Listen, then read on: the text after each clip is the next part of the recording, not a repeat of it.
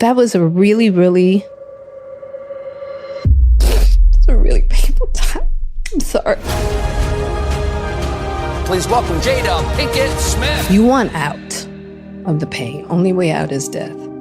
Chris comes to the end of the stage and he looks at me deeply, sincerely. And he says, I also have a letter from Will.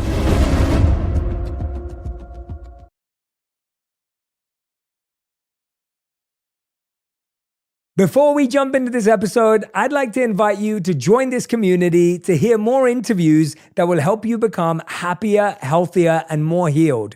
All I want you to do is click on the subscribe button. I love your support. It's incredible to see all your comments, and we're just getting started. I can't wait to go on this journey with you. Thank you so much for subscribing. It means the world to me. The best-selling author and host. The #1 health and wellness podcast. On Purpose with Jay Shetty. now, Jay, before we start, Go on. can I tell a story? You can. Okay. I have to let your audience know how this book even became. Okay? They have to know, Jay. Okay. All right. So I visit you. I'm here visiting because Swami's here. Radhanath Swami's here. And you had often said, Jada, you should write a book. I'm like, Jay, I don't want to. So this day, once again, you're like, Jada, you should write a book. And I'm like, Jay, I don't want to write a book. You're like, well, you should write a book, Jay. I don't want to write a book. We're going back and forth like siblings. Radhanath comes into the kitchen because Roddy's making a beautiful lunch for us to eat. He comes, he sits down, he goes, Jay, if Jada doesn't want to write a book, she doesn't have to write a book. And you go, well, I think she should write a book. And I was like, oh, did he just talk back to Swami? But I'm going to tell you something. That was a moment for me, right? Because because I'd been pushing back for a long time and you talking to me about it. And that moment, I was like, okay, I need you to take that home and I need you to think about it because Jay's your brother. There's something here that you might not be seeing. And it was really that moment that put me on pause. And a couple of days later, I was in meditation and it came to me. And I said, oh my goodness, my journey from unlovable to lovable is a worthy story to tell. And I called you and I said, Jay, I got it. Thank you. But you were so persistent about it, right? And I just want to thank you because honestly, and I'm not, if it hadn't been for that moment, that book wouldn't be here right now, right? And you really were on my neck about it for a long time. So I just want to say thank you because you also made it clear. You were like, you made it clear to me I would get a lot out of it, and I have.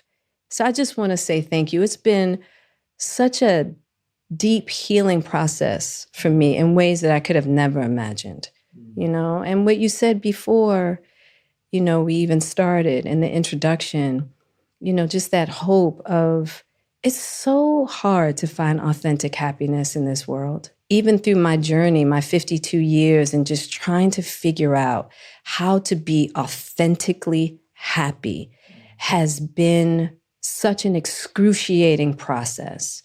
And one of the purposes of this book is like, if I can help in any small amount of way, in any way possible, to help somebody have an easier, or just leave like little breadcrumbs, kind of like not a blueprint, because everybody's process is different, but just little breadcrumbs of how to find that for yourself. Because it has been really difficult for me. So thank you, thank you, thank you. Well, thank you for sharing that with me. And I think I blocked that memory out because I don't think I've ever tried to stand up against Radhanath Swami, my teacher before. I think that would, so I've pretended that it didn't happen. Like that did it. For me, growing up, reading autobiographies is what changed my life. And I think one of the things that I feel we struggle with today is that people's narratives are being told from so many different angles apart from their own. And when I grew up and I was reading the words of Martin Luther King or I was reading Malcolm X, I found there to be so much power in reading the words directly from an individual. And so even if that wasn't their autobiography, if it was their work, their words, you felt so intimately connected with that person.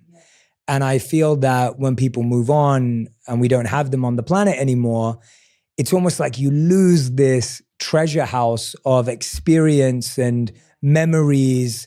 And I also think that if someone's listening or watching right now and you're thinking, well, Jay, I would never write a book. I'm not a public figure. I'm not a celebrity. I'm not a musician or an actor. I don't have a career path that means I should be an author. I still think that telling your story, whether it's to your family, your kids, is so important. I could not agree with you more. I think it's actually imperative that looking at your life on the page, like you forget experiences, you forget like, oh my goodness, I did that. Oh, I went through that. Oh my God, really? I came through that. Mm-hmm. It's almost like an homage to yourself, honestly, to really be able to look at your life and go, wow, what a life. Mm-hmm. I think everybody should take some time, even if it's just one, like, because even with Worthy, I took one line, which was unlovable to lovable. So anything in regards to my life that was on that arc, I talked about. But there's so much more, so many other parts of my life, right?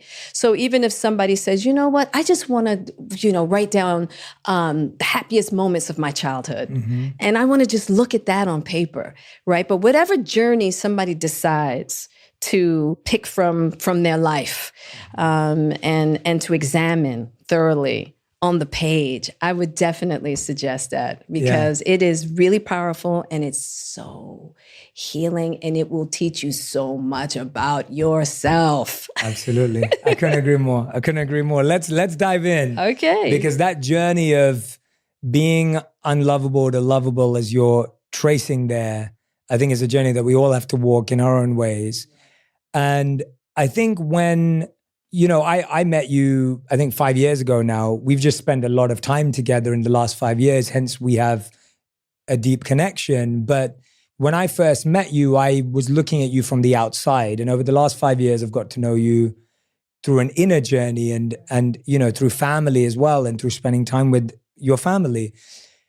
And what I found was that we often lose context when you view someone's life from the outside, and when you get closer, the greatest thing you get is context. And so I wanted to start off, and this book does that so well, but I want to start off of what does it feel like growing up with a teenage mom who has an addiction? Like, I think that is so formative in so many ways, and it's so easy to forget that that's where you started because of your career. Growing up with my mother, a teenage, it was like we grew up together. It was almost like having a big sister. I mean, even to this day, it's like I get to have two roles in my mom. Like sometimes she's still my big sister, and then sometimes she really comes in like, as my mother. You know what I mean? As you saw in the book, it's like I had all this freedom, running crazy in the streets and what have you. But there was such pivotal moments where Adrienne came to the rescue as my mother, right? And she still does that to this day. But it was, I did a lot of having to raise myself. And there are parts of that, there's pros and cons to that. There's a lot of pros. It's like, that is the part that made it possible for me to come to LA at the age of 18 on my own and figure this Hollywood game out, right? Just with no fear, completely fearless. But then also kind of growing up with certain ideas of what I thought love was, or certain survival mechanisms that, as I got older, didn't quite serve me. But I think that we all have that, no matter what our family background is. You know what I'm saying? We all kind of pick up things that along the way that don't serve us for the entirety of our journey. I tell you, I learned a lot having a young mom. At an early age. I really do think that even with our trials and our challenges, that the Great Supreme gave me the mom I was supposed to have and the most perfect mother and the journey that I was supposed to have to prepare me for other parts of my journey. But, it was challenging and beautiful at the same time. Yeah, and I love Gammy, so I just want to put that. Yeah, we all love Gammy. We all love Gammy. Yeah, but it's really interesting. There was one line in your book that really kind of cemented that feeling of unlovable to me from that time. And you said there was a time when you felt like you were not being a priority to the two people who gave you life. Like that was line, hard. That really hit me because I was like, that was probably really difficult. And like you had two parents who drugs were their focus and the lifestyle that came with it. I also talk about in the book when my father told me at 7 years old, I can't be your father. And it's just like, wow, okay, what do I do with this? What does a 7-year-old do with that? You just kind of internalize it and you kind of go, okay, what's wrong with me? What is it about me that I'm not enough for these two people to look at me as a priority? Because I see everybody else's parents and it looks like their kids are their priority. So what's wrong with me? So I internalized this idea of not being enough, not being lovable. And it's strange because it's not that I didn't feel like my mother didn't love me. It's just that, am I lovable enough to be the priority? Am I lovable enough for you to show up for me as the mom that I see other moms be, So I definitely internalized that. And I think that I took that into the world of like, I'm just going to constantly having to prove myself. And I'm lovable enough. Yeah. And I think that was some of the messaging that I took from my childhood into my adulthood. And I appreciate you going back to that 7-year-old self because in hindsight and now looking back, you can make sense of it and you can connect the dots. But it's like when you're actually in that position, it's very natural, as you said, to just internalize it. And I think that what's really interesting with your journey is we all have to develop the emotional skills our parents didn't have. Yeah. And the earlier we do that, the easier and simpler life becomes. But often most of our energy goes in thinking, well, I wish they had them or they should have had them. And when I'm listening to you, what I'm hearing is that it's not even the belief that they don't love me or love me enough. It's the belief that somewhere inside, I am not lovable. Yes. Right? It's so inside you. It's not even about them. Absolutely. Yeah, it's like, I'm not valuable. I'm not. Yeah. It's because that's your mirror at first, right? But it's so complicated and nuanced. Do I believe my father loved me? Of course. In the way that he could. I think that he felt the most loving thing he could do was tell me, I can't be your father. And I respected that, even at 7, because I was like, at least somebody's telling me the truth. I've always respected hardcore truths. That is one thing about me. I respect hardcore truths. Doesn't mean I always like them, but I freaking respect them. At 7. At like 7. That lesson started. That's a gangster hardcore truth to tell a child. But then at the same time, that seed within me that is like, well, are all men like that? Like, if my dad doesn't love me, how is any man gonna love me?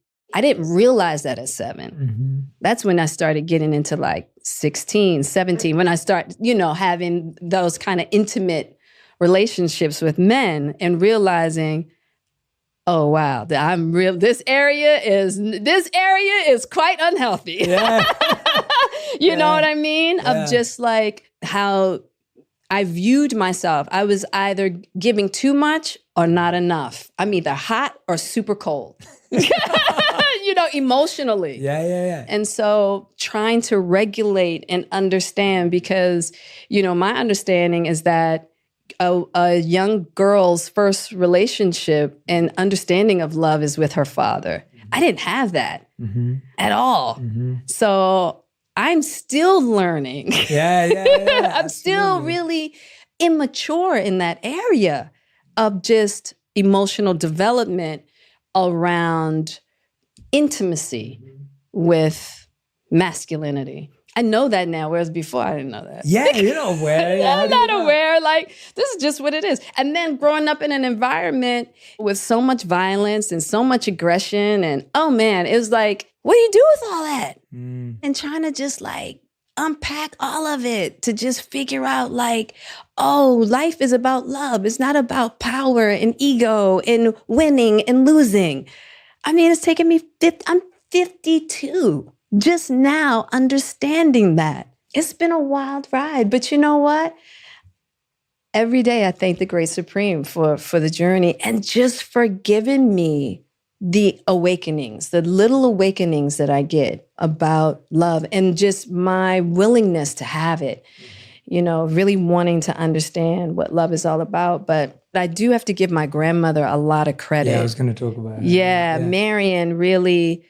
I had all these different seeds that were planted in me. And Marion's seed, that goes to show you how the legacy of love will overpower everything. It is the legacy of love that my grandmother instilled in me, and also the desire to search. She always had me understand that the world is full of treasures. Get out there and find them. She instilled that in me at a very young age. And she also instilled in me that I was special. But I was her first grandchild. You know, I was her first grandchild. There you go, make it excuses. Right, well, I'm just saying, you know, I was her first grandchild. And so she really made me think that I could be and do anything. Being the child of two addicts on one side, and then my grandmother instilling in me like, no, I'm telling you, you got something, kid. You know what I mean? And so just being able to hold on to those seeds that she put within me. And then, of course, my mother encouraging me along the way, too. My mother saw some really beautiful stuff in me as well. And she's been one of my biggest cheerleaders and champions throughout my life. Absolutely. If your grandmother saw you today, what would she say? Oh, my goodness. My grandmother would be so proud of me through it all. Like, with the good and the challenges. She had a very challenging life, extremely. And what she was able to make out of her life as a immigrant, you know, child of two immigrants from Jamaica. She became pregnant at 13. To this day, we don't know how that happened. We do believe that it was a mistake, and it wasn't that she was raped or molested or, you know, I never got that from her. I always got that it was her lack of knowledge about sex that created that circumstance. And she had that baby on her own. She was pretty much abandoned, and she was taken in by a family through a white family who she worked for as a maid, and got herself to Howard University. Wow. And was able to go to India as an ambassador. Wow. Yeah, she went to India and came back, and my grandfather, who was studying to be a doctor, asked her to get married. So I think she would be and is very proud of me with it all. I love that. That's special to feel that if someone was to look back. So Jada, at the start of this book, you talk about how you were, and this broke my heart, you were talking about how you were planning taking your life, but then how it could look like an accident. Yeah, that was 2011. That was my 40th birthday, my 40th year, actually. When I was reading that, I was just thinking to myself, I was like, what were you hoping that would achieve? Like, what were you hoping that would solve? Talk us through that. Yeah, it's funny because when you're in those states, you're not clear. It's not like it's going to make rational sense, right? You want out of the pain, and you cannot imagine your only way out is death.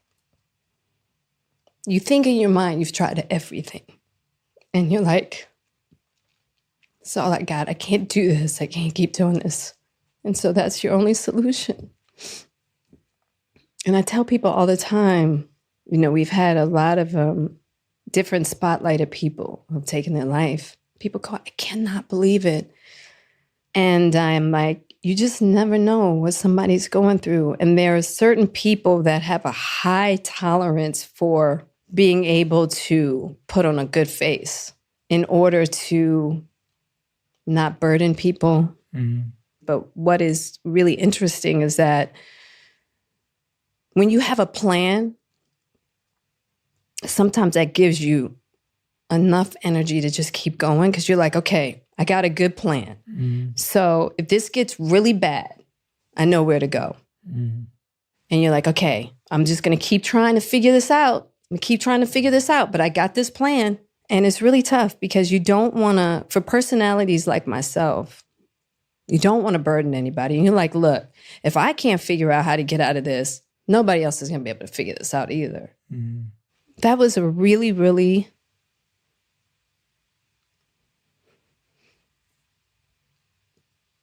painful. It's a really painful time. I'm sorry. No, don't be sorry, Jada. I'm really grateful that I found a way out. But I think about people who don't find it. And I wish there was like one thing I could say, one piece of advice, like what would you tell somebody in a situation like that? And all I can ever say is, please just keep going, keep trying, keep walking, trust.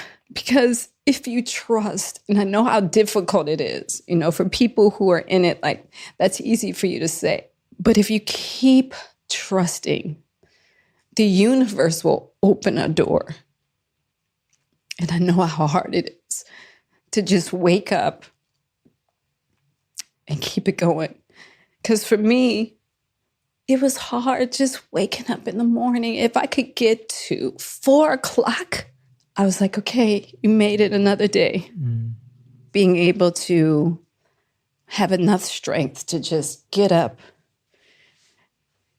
get out of bed, put clothes on, get through your day, and let no one know that you're struggling. It is so hard. I feel really blessed.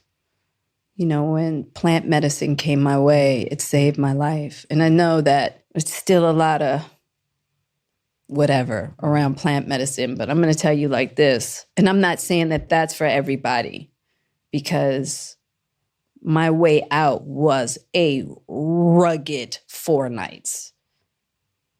And it was just my thoughts, thoughts about myself. It was just my self-hatred. The level of self-hatred you have that I have had to want to take my own life. And I had to walk 4 nights to clear up, look at, be with that level of self-hatred. I was like, you want to talk about walking through the valley of the shadow of death. But I'm really grateful for that experience, because after that one night, I never thought about suicide again. Yeah, after the ceremony. After the ceremony. Mm-hmm. And it was really my last resort. I was like, okay, this has been brought my way. I'm going to try this. And it worked. Praise God. Thank you.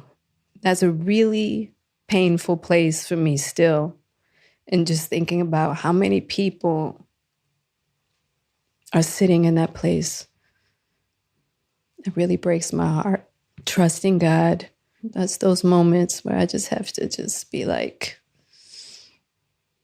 God, these are your children. You will take care.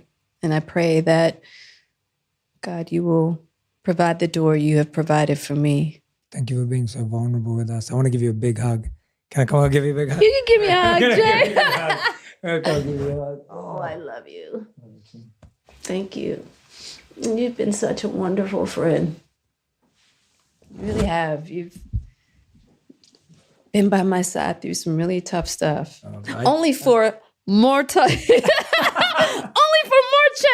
to come along the way. I'm so glad I wouldn't have had the fortune of getting to meet you. And I'm really glad that you were so vulnerable with us just now, because I I really feel like there's more people than we think that have those thoughts. Trust and believe it. Yeah, there's just... Trust and believe it. There's people that you see every day that you would never believe.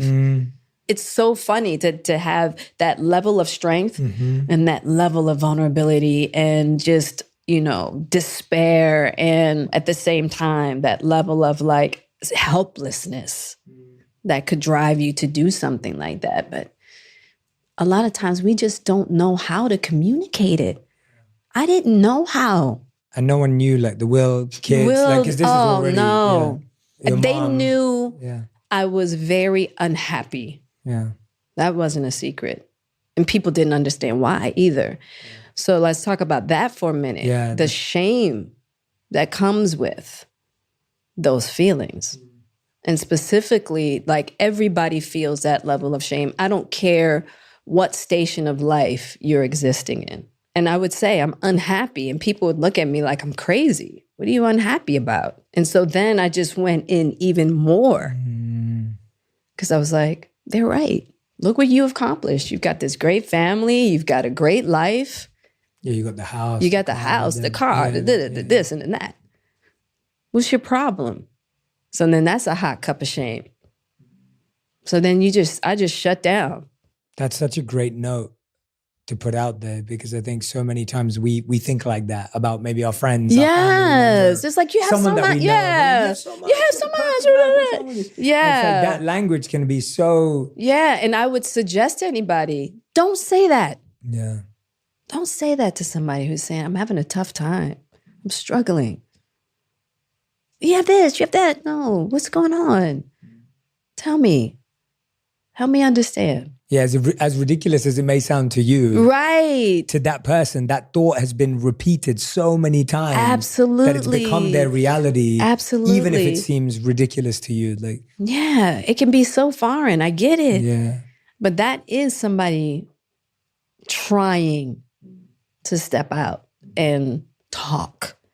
So we have to be receptive. It is, and not to look at it, and that is like, that's tricky too, because really being able to meet somebody where they are versus trying to meet somebody where you're at. And that in itself is a skill set.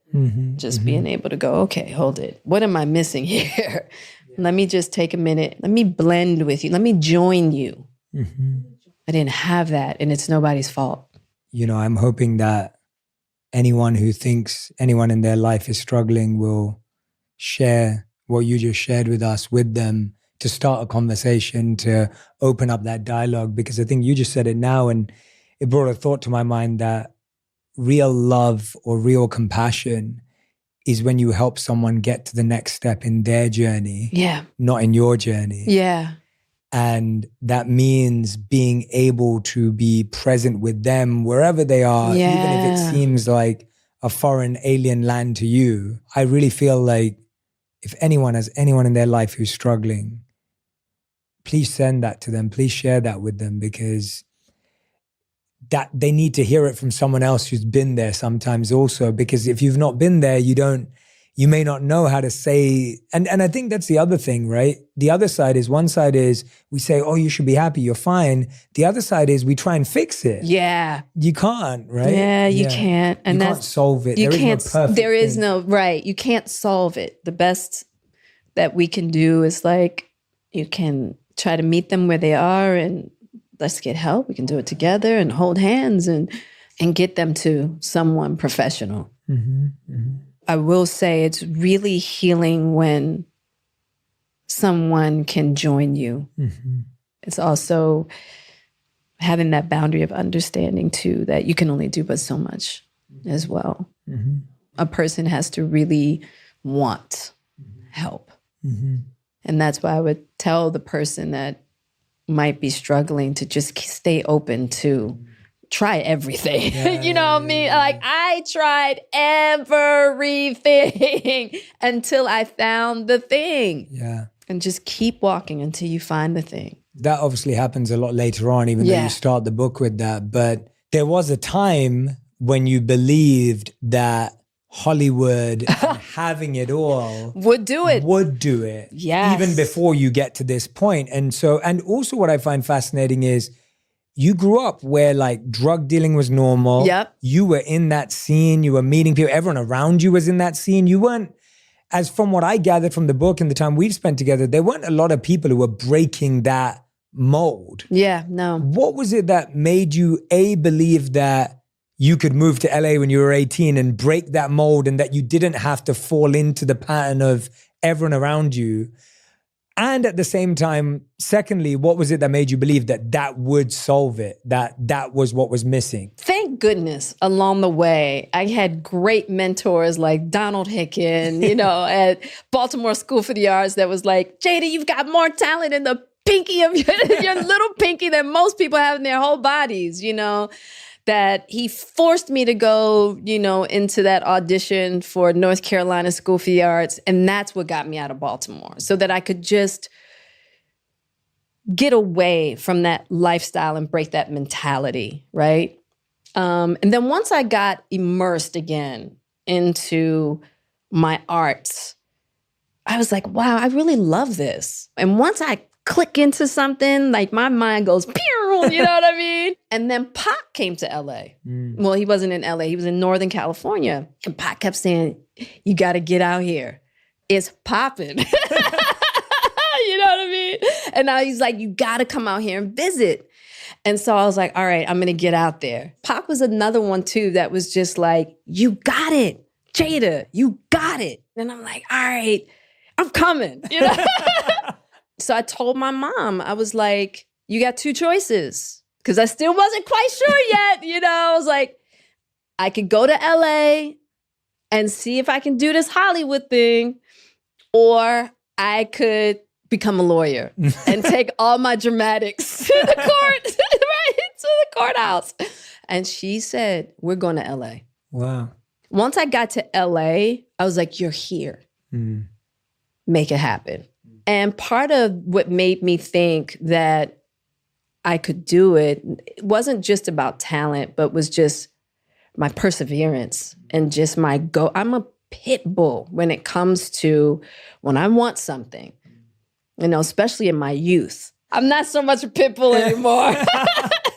But in my youth, once I put my mind to something, I was like, go get it. And I really felt like how everybody else feels, like, once I make it, once I'm rich and famous, all my problems are going to be solved. You know what I mean? My problems are going to be solved. My mom's problems are going to be solved. Everybody's problems are going to be solved. I got this. You know what I'm saying?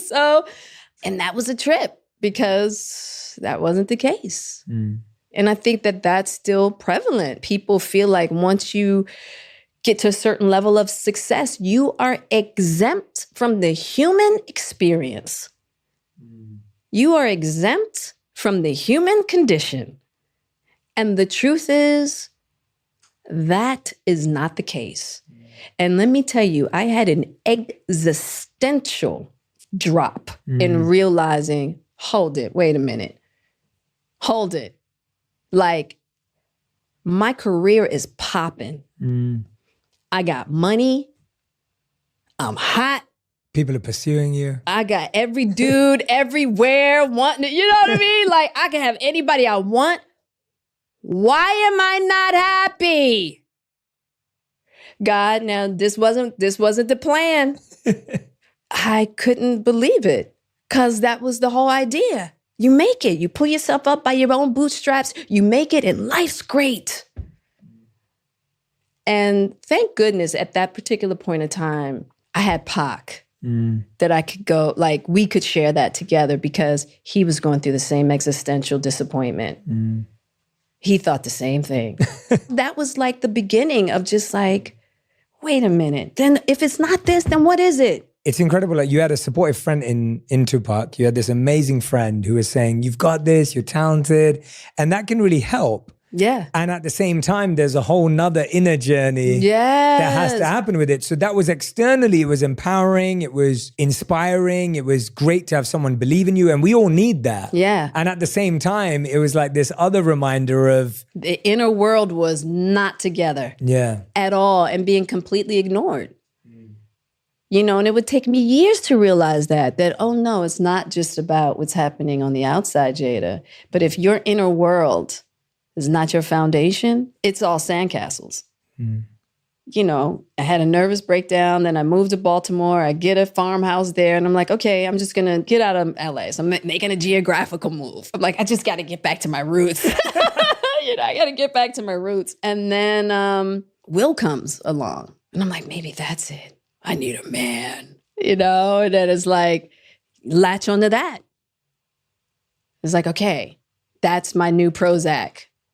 Will, you know, now it's his job to make my life better. That doesn't work either.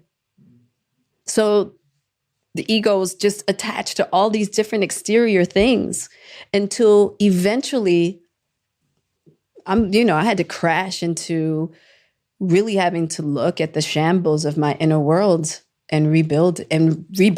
And I say rebuild it because I feel like when we're born, that inner world is intact. But I had to really strip it all down, Jay, to the bare bones, the bolts, and just start inwardly from the bottom and just build. And it's been a wild ride.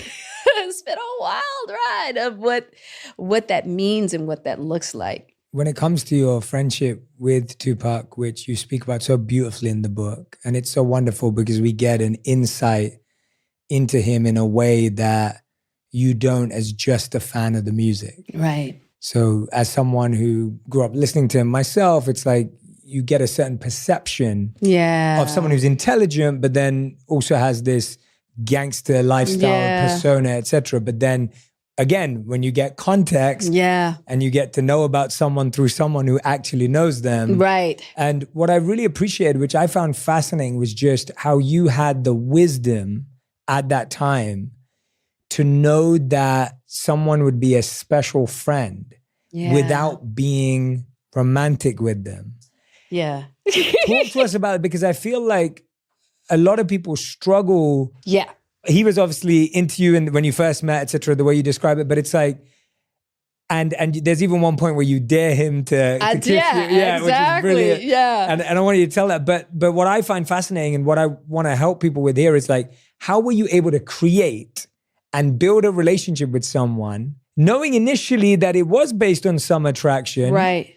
but actually you knew there was so much more to it? How were you able to allow that to unfold? Because I think so many of us get so scared if we're not into someone, we go, oh God, I'm just going to push them away. Yeah. Or that person eventually tries to make a move anyway. But here it was like this beautiful respect, you both created that. Yeah, we both did. We both had the intelligence. You know, we were both really young.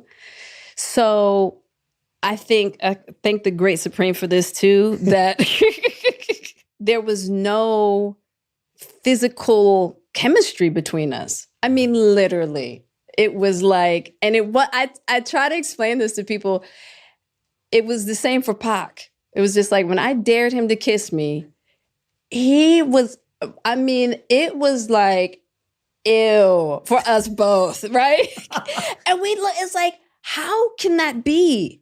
How can you feel so connected to someone of the opposite sex? There was just this beautiful understanding. You know, when you can just sit with somebody in a room and you don't have to say a word. Mm-hmm. And there's just this level of comfort. Yeah. We just knew each other. Mm. The moment Pac saw me and our eyes, and I saw his peanut head across the room at Baltimore School for the Arts, it was like I knew him already. Mm.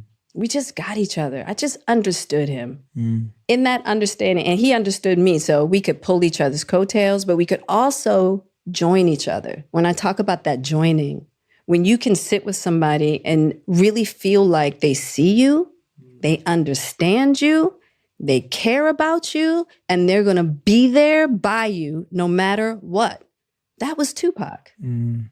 He was going to ride with me no matter what. He was so authentic, and it's rare that level of authenticity. And he wore his heart on his sleeve. And there was just this amount of loyalty between us. And I think also the fact that we both struggled with mothers who were addicts. And we tried to compensate for one another of not having that peace. And we didn't boo-hoo about it. We understood how to fill in the voids without getting all hallmarky about it. Yeah. You know what I mean? You know what I mean? And so we just kind of knew how to flow with each other in a way that was very comfortable. Yeah. It's always hard to kind of explain because it was like, it's almost like he was really a kindred. That's the only way I could really explain it. And I feel so lucky and so blessed that I got to know a being like himself in that way, because he was such a dynamic person. But you can feel it because his music is still lasting for generations now. Absolutely. You know, so he was just a treasure. Teach us, what's the difference between sexual chemistry and energetic connection or authentic connection? Because I think we often think that to get close to someone, you need that. And here, it's not just about the fact that there wasn't attraction or it was. There's more to it in that. Yeah. I feel like there's a subtle difference in how you were able to accept that there is a authentic connection, but it doesn't have to include a physical chemistry in order to have a deep energetic connection, if that makes sense.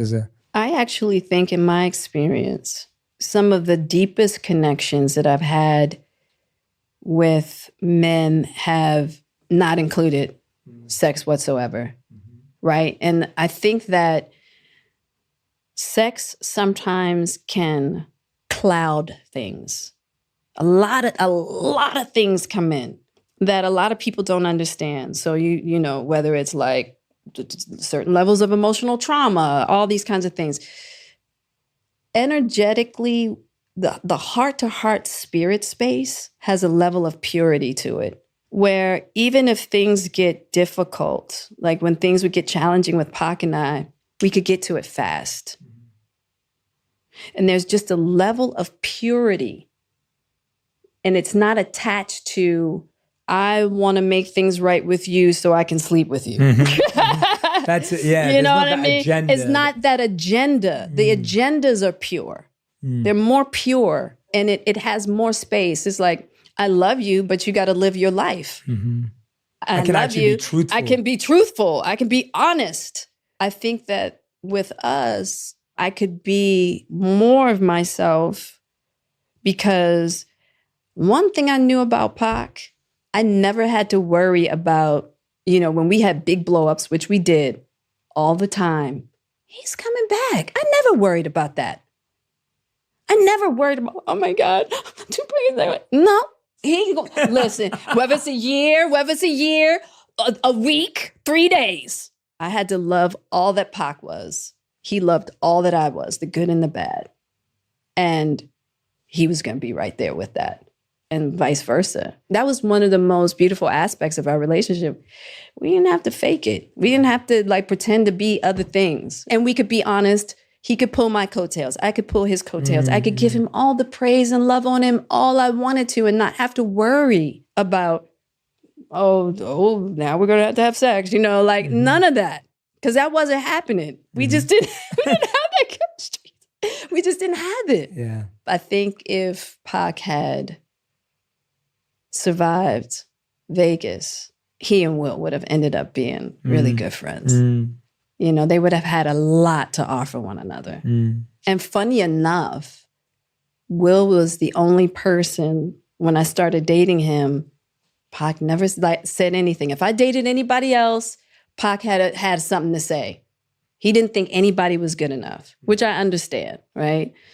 But when I started dating Will, he didn't say anything, which meant to me, in his own way, he approved. Yeah, well, if they didn't say anything. Right, he didn't say anything, which was like, okay, and not a word. which made me believe he approved. Yeah. No, I think it's so beautiful to reflect on that friendship, because I think it's so hope-giving to so many people who, sometimes lose out on those kind of relationships because we don't see where else it can go. Oh, it But could go there's so much many value. There's so much value to that. And there's the part in the book where you talk about how you never got to be there when Vegas happened. Like, you weren't there. You hadn't talked for a year, I think, at the time. We had we had a big blow up. What would you have said to him, or what would you say to him, or what did you want him to know, or what were you so sure that he already knew and you're thinking to yourself, I just wanted to remind him of this? What would that be? I didn't have to remind him of anything. He knew it. Pac knew. I adored him. I have no doubt in my mind that he left this world knowing that. What a great feeling. Yeah. That's never been the issue for me. Mm-hmm. We did that dance a lot. Mm-hmm. Sometimes have blow-ups, and we're both very stubborn. And I'll let people read the book to that blow-up and what led to that. But I think sometimes what sometimes still hurts is that me feeling like maybe I couldn't do enough once he left. Mm-hmm. Like, I'm thinking to myself, oh my God, what would Pac have done? No. Like, if it had been me in a car in Vegas and got, he would have wreaked havoc. So that ego sometimes comes into play, like just feeling so helpless that he was taken in that way and there was nothing I could do to this day that gnaws at me. For what it's worth, I really believe that the way you write, and by the way, everyone who's listening and watching, there is so much more to unpack in the book, which I highly recommend you read as you're going through it, and you'll come to this part. But I really believe that the way you honor and appreciate and respect your dear friend in the book is really beautiful and special. And it's like, it's hard to describe as well, but it's a really wonderful lens into a human that is so larger than life in so many ways. And I wanted to also there's been so many misconceptions about our relationship, because people are like, have a difficult time understanding that he and I could actually be friends. But just wanted to give people just an insight on, the beauty of our friendship that I just cherish to this day so very much, And I wanted to give people a different outlook just of who he was, and I'll say who he is, because he still exists. Of course.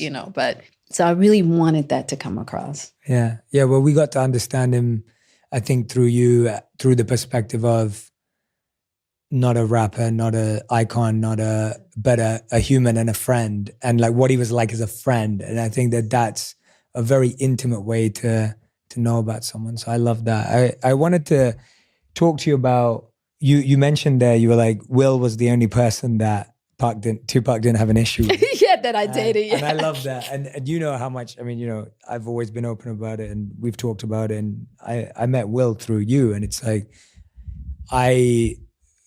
I've always said that when I met you and the whole family, and when I met him, you were everything and more. All of you are everything and more. Right. And what I mean by that is everything I'd wanted you to be, plus so much more. Right. And he's that too, in so many ways. And I think that it's really interesting, because when you're talking about in the book of like, I love the conversation you refer to when you're like, your mum's like, get him off the phone. Like, that's one of her moments of being Adrian. Right. Yes, exactly. But what I love about it the most is that it is true that from the outside, as you set it up, it looks like a fairy tale. And it felt like that. And what I find really fascinating about this again and again and again, pretty much with everyone, is that there is no fairy tale love anywhere on planet Earth. On the planet. And in our own little way, I always talk about this with me and Radhi too. It's like, we'll do an interview together where Radhi will tell me all the challenges she has with me, and she'll be crying and upset. And then everyone in the comments will still be like, you guys are so cute. And I'm like, no, we're not trying to say we're cute. Like, this is like real issues, like real stuff that, we've talked about it. Obviously, you spent a ton of time with me and Radhi. And so I think for me, what's really interesting is that, yes, from the outside, when you see two incredible actors, performers, artists, talent get together, you're like, wow, powerhouse couple. Everyone projects their expectations. You have beautiful, adorable kids, like Jaden's acting and he's like the cutest thing in the world. And Right. Willow too. And it's like, it's so interesting because we like to build up our dreams in people. And we like to project our dreams onto people because I think as viewers, it makes us believe that it's possible. Yeah.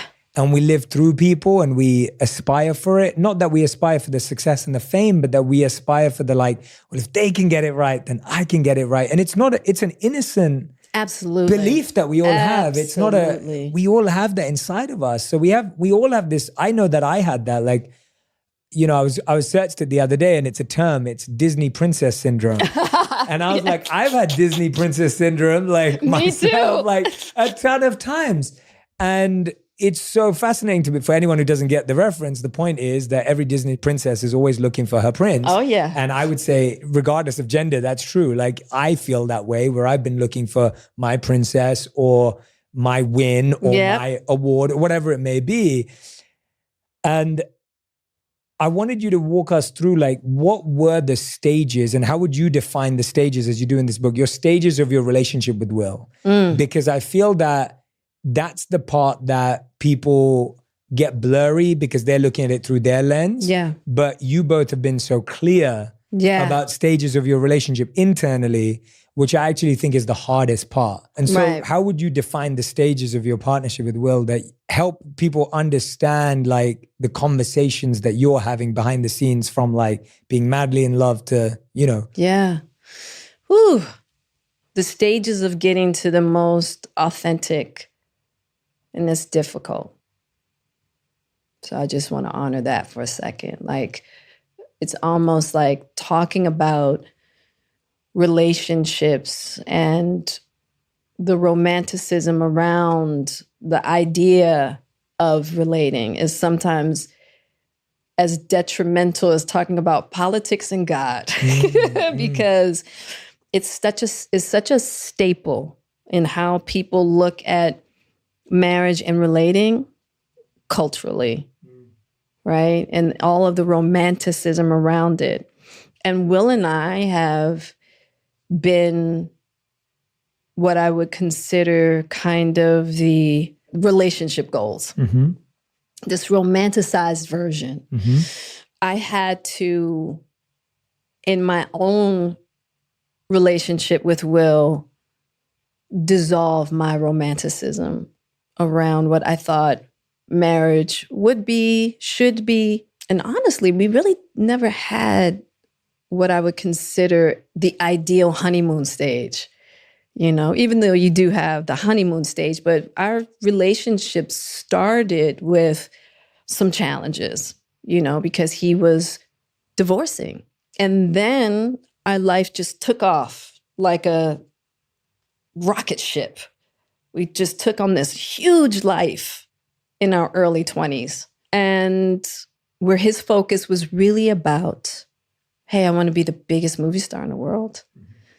And I knew that going into our relationship, and I knew there would be sacrifices with that. And then along the way, and I talk about this in the book, just having those different perspectives and really trying to figure out how to reconcile those different perspectives and also deal with a lot of challenges. So I think one of the things that I address in the book in regards to, people thinking that we've had an open marriage, and we haven't had an open marriage. I talk about starting off pretty much early on in our marriage of having the need for transparency. And that is a big difference between, hey, you can do whatever you want, versus hey, here we are, very young people in this place called Hollywood that has a lot of temptation. Let's have a partnership around this. Let's be very realistic of what this life is. If we're talking about we're going to be together forever and ever and ever, that means there's going to be some temptations that come up. Let's be in partnership and let's talk about that. I didn't go into my marriage like, I am going to be. My husband is never, ever, ever going to look at anybody else. You know what I mean? Like, I am just a realist in a lot of ways. I know what it's been like for me, right? When I first came to Hollywood and I could go into the clubs and have anybody, just the level of just like, like, you know what I mean? It's just like, intoxicating. It's so intoxicating. That's one. Now, what I do believe that what people don't know that I talk about in the book a lot is that there have been several breakups between Will and I. Will talks about it, my 40th birthday, which was a big breakup for us. We were actually looking towards separating and divorcing. And we separated. The world just didn't know. Then we had a reconciliation. And then 2016 came and we had the ultimate break. But the world didn't know.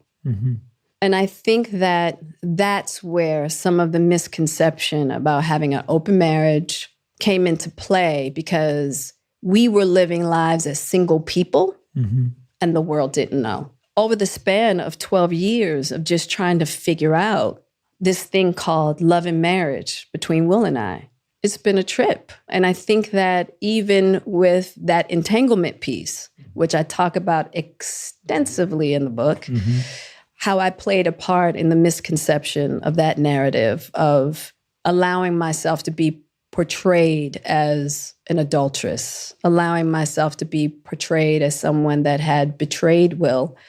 And that wasn't the case. We broke up in 2016. He went on to live a life as a single man. I went on to live a life as a single woman. And then when we had the talk at the red table, I was going to go to the red table by myself to talk about the entanglement. But Will decided he wanted to come with me. And we were going to then tell the world, hey, we haven't been together. And this happened during that time. Well, when we got to the table, Will wasn't ready. He wasn't ready. He wasn't ready for the world to know that. I had to respect that. Well, I didn't have to, but I wanted to. But I was ready.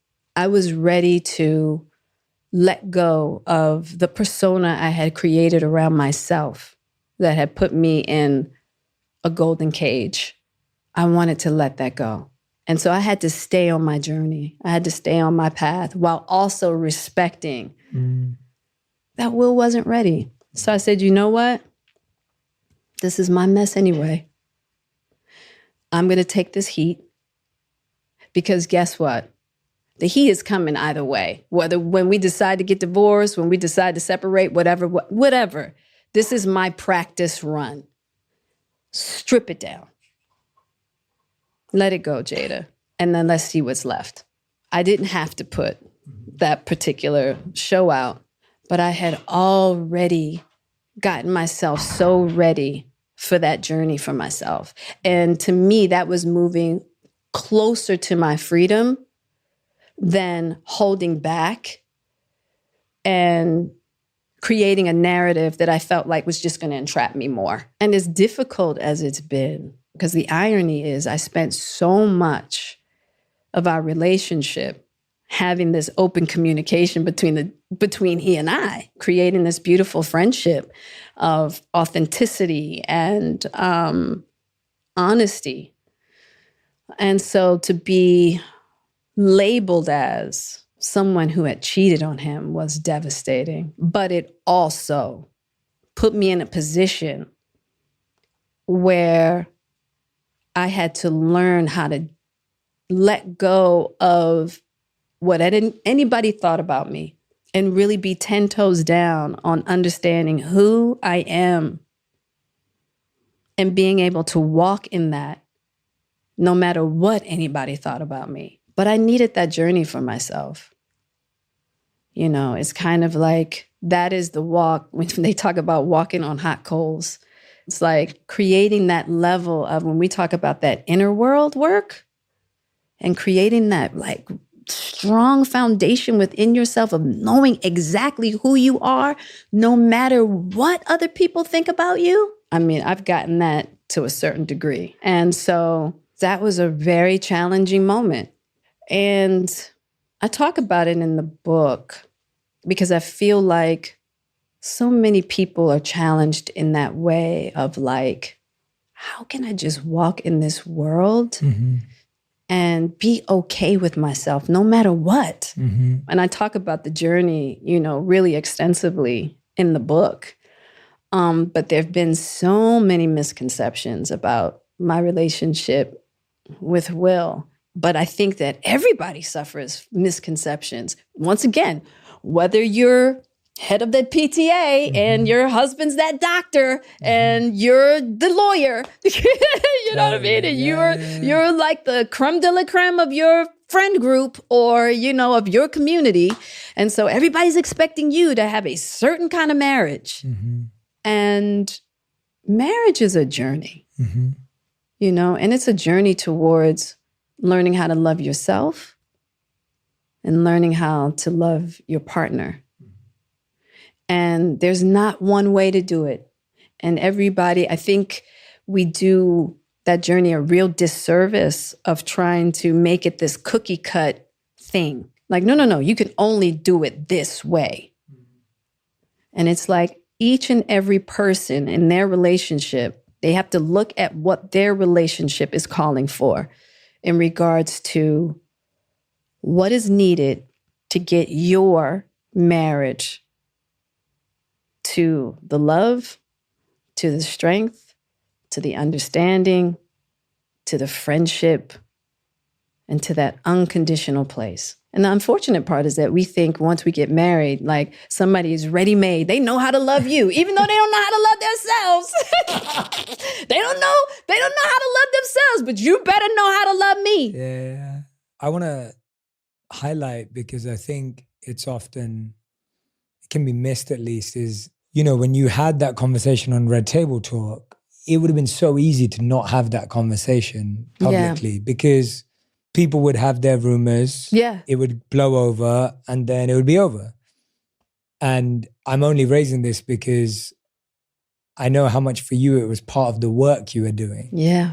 And that's why I'm raising this, because I think what's really interesting is that when someone's trying to do deep inner healing work, actually more often than not, their external way will not make sense. Oh, yeah, for sure. Because it literally looks like you're setting yourself up to fail. Yeah. Because when you're really trying to dismantle the ego, or you're really trying to deconstruct the false identities that we all build up, me included, all of us, like when that is there and it's being deconstructed, someone would look at you and be like, why would you do that? Like, why do I need to know? Why?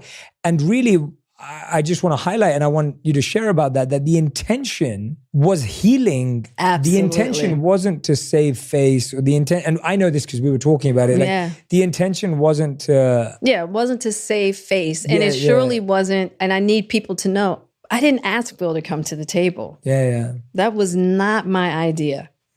Will wanted to come to the table because he didn't want me to be there by myself. He had all the best intentions. And got there and was, I think his trauma response kicked in, like, I'm not ready. So many people were like, don't do this. And I'm like, nah, I'm doing it. For myself. For myself. Because I want to live. Because I'm ready. I don't want this whole thing anymore. This whole Jada, Will, I'm done with that. It was part of the work that I was ready for, and it was what I needed. And everybody's in different places in their journey. Also, that's also a dynamic I had to look at within myself in regards to, so it was two things. There's this healthy Jada is like, tear it down. I don't want that persona anymore. Tear my ego down. And there was this other part of me that was like, oh my God, I need to protect, he's not ready. He's not ready. My, codependency kicks in and I go, this is what I do. I'm the martyr. I can do the martyr thing. So once again, it's both things. It's healing. Like, I'm ready. Like, I'm ready for the tear down. And then this martyr that's like, and I want to make sure, Will, as long as you're okay, I'm okay. That's part of my relationship with my mother's addiction that I brought into my relationship with Will, that created a certain dynamic within myself, in my relationship with him, that I also needed to get my eyes on, that I didn't see. That needed to be healed as well. Without that table, without that moment, I would have never recognized that. As painful as it was for people to watch, existential disappointment in a collective. I'm so sorry. I wish it could have happened another way. I'm sorry that it had to be so messy in front of everybody. I'm sorry. But I needed that. What I got to clear up, what I got to clean up, what I got to see. And to be able to sit here with you today and embrace it all and have so much acceptance for myself for all of the choices I've made. And people ask me, if you had to do it over again, would you do it any different? I don't think so. Honestly, like knowing and talking to you, I found it to be so courageous and so full of strength, because it was putting yourself on the spot like in no other way. And I can't even begin to understand how uncomfortable it is. I only can from the conversations we had. Well, you were right there with me, Jay. But the level of discomfort that you were willing to put yourself in order to let go of an identity, in order to let go of a perception. Like I'm saying it in these words because I just want everyone who's listening, watching, just to think about it for a second. Like, imagine you had to go in front of everyone you knew, your family, your friends, your school, whoever it is that you're around, your people at work, and you had to share a secret that wasn't a secret between you and the person you're with, but was a secret to them. Just think about that, whatever that secret is. Right. Everyone has secrets, everyone has something, and to do that requires just so much courage and strength. And it also shows I think you were just apologizing that it was so messy. I also think that it is uncomfortable. Like, growth is uncomfortable. And like letting go of shedding identities is uncomfortable. And I'm not comparing my experience to yours at all, because it's not the same in any way. But I'm trying to explain how like a tiny PDA, like my kind of like version of it, is still as big. I remember the day I told my friends and my family and my teachers that I no longer thought I could be a monk. And it sounds so small, like now looking back. But at the time, as someone who had like, I was dedicating my life. You've met my teachers, so you know I'm dedicating my life. I'm like doing this big thing. And then all of a sudden I come to the conclusion that this thought in my head of, I'm not good enough, I'm not a monk, I'm not meant to be, like, this isn't my path, I have other desires, whatever it may be, I think I should get married, all this stuff. And you feel so much shame around the fact that you're not good enough, and what are people gonna say? And even for me, that was just my temple community and my friends and my family. And even then it was like as if someone was ripping my ego out of my chest. Because that's what it feels like. It feels like an extraction of, absolutely. Not that I'm egoless now, but that was such a big way of crushing that part of my ego.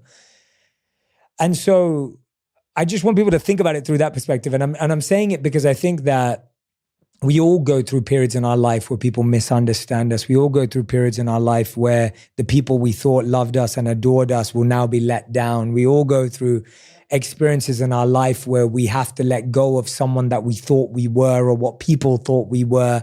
And those are going to be the hardest, most painful times. And actually, if we can learn to be graceful, instead of when our friends are getting divorced and we're like, did you hear so? We had that. A couple of people in my community back at home just got divorced. The whole community is talking about it. And I'm just like, guys, like, we have no idea what was going on for the last 10, 20 years. Let's give them grace, because you never know when that could be you. You have no idea when it could be you. It's so easy to to judge and throw stones at anyone and everyone, like, and I just really feel that if we have the ability to be graceful and compassionate when other people are doing that, we'll actually do it with ourselves. And because we're hard on ourselves, we're hard on others. And because we're hard on others, we're hard on ourselves. And for me, I just want to see more people be graceful for themselves and for others, because there's so much human experience wrapped up in it. So anyway. That's my hope too, that people can have more grace for themselves. But I tell you, I think one of the saving factors was that, there were no secrets between Will and I. Yeah. And there were no secrets between my kids and I. Yes. So the fact that my family was absolutely aware of the entire journey, it was a saving grace for me. Whatever the world wants to think is whatever. Will knows he was not betrayed. And my kids know that I did not betray their father. And that, to me, all that matters. Yeah. But it was quite a exercise of having to walk in the world like that, having people think that that's what happened. Just having that exercise in that way has been such a healing factor for me, of just the level of self-love, the level of self-worth that I have because of what that experience has offered me. And I'm not saying that anybody else should do it on that level. Yeah. But what I am saying is that there are ego deaths that have to occur in order to get to a more authentic place of self-worth and self-love. And I want to talk about the little gurus, as you call them in the book. We start with Trey, who, this book is dedicated to your daughter and the daughters of the people that read it, and to your sons and to the sons of the people that read it. And I wonder, what is it that you think you've learned from Trey, that you've been taught by Jaden, and that you've been taught by Willow in your journey with them all? Because you have whenever I've seen you with them, you have such a deep, beautiful, rich relationship with your kids. We were talking about that earlier. Yeah. I would love to know, what is it that each of them have taught you? Trey, he has such an enormous heart. And I think what I love about Trey is his ability to meet people, join people where they are, his ability to join me. He has a way of seeing the best in people, no matter what, the best in circumstances, no matter what. And even in his most challenging times, challenging relationships, having the willingness to see the person's spirit versus personality. And he's always reminded me of that. Mom, that person, you know what I mean? And I'm like, you know what, Trey, you're right. He and I have kind of been walking parallel. We'll look over at each other and go, I see you. And he goes, I see you, You know what I mean? And so, we're the two in the family that's really been on a intense walk spiritually. And he has so much perseverance in regards to understanding God, finding his way, understanding life. I don't know. I feel, he's just such he's such a light, so iron sharpens iron. He'll walk in the kitchen and he'll go, Mom, look at me. What do you think I'm feeling today? You know what I mean? Or he'll look at me and go, wow, you're like bright. What's going on with you? Like, he can just see me. Yeah. And he could see people, and I'll be like, wow, how did you see that? Yeah, this is happening. He's like, really? And he's just such a light. He's just such a joy. And so he just is always reminding me to look for the best in people. And I just adore him. That's why he's a bonus. I love it. And then Willow, she's such a fireball. I mean, she is like the mirror of the fire of my soul. When I tell you, she is the mirror of that. Like, I get to see myself in her in so many ways.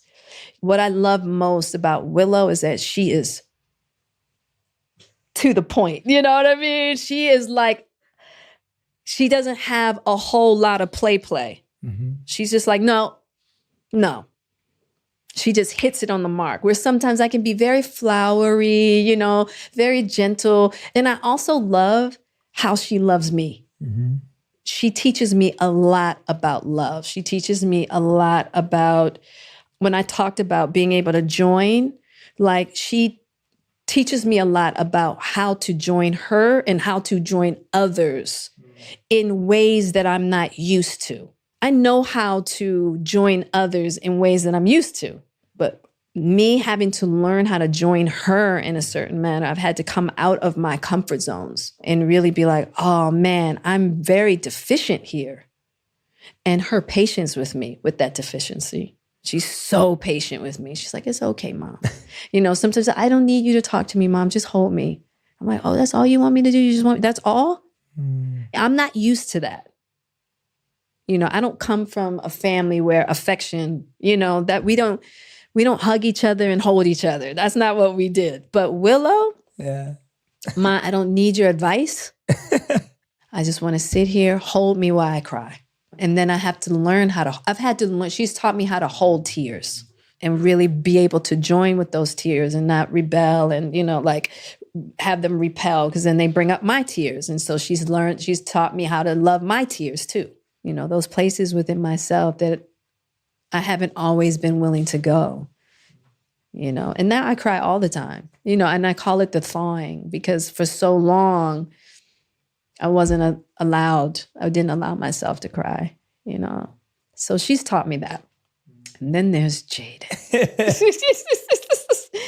Oh man, Jaden, he's just walking joy. I mean, he comes in the room and it's just like, Jaden!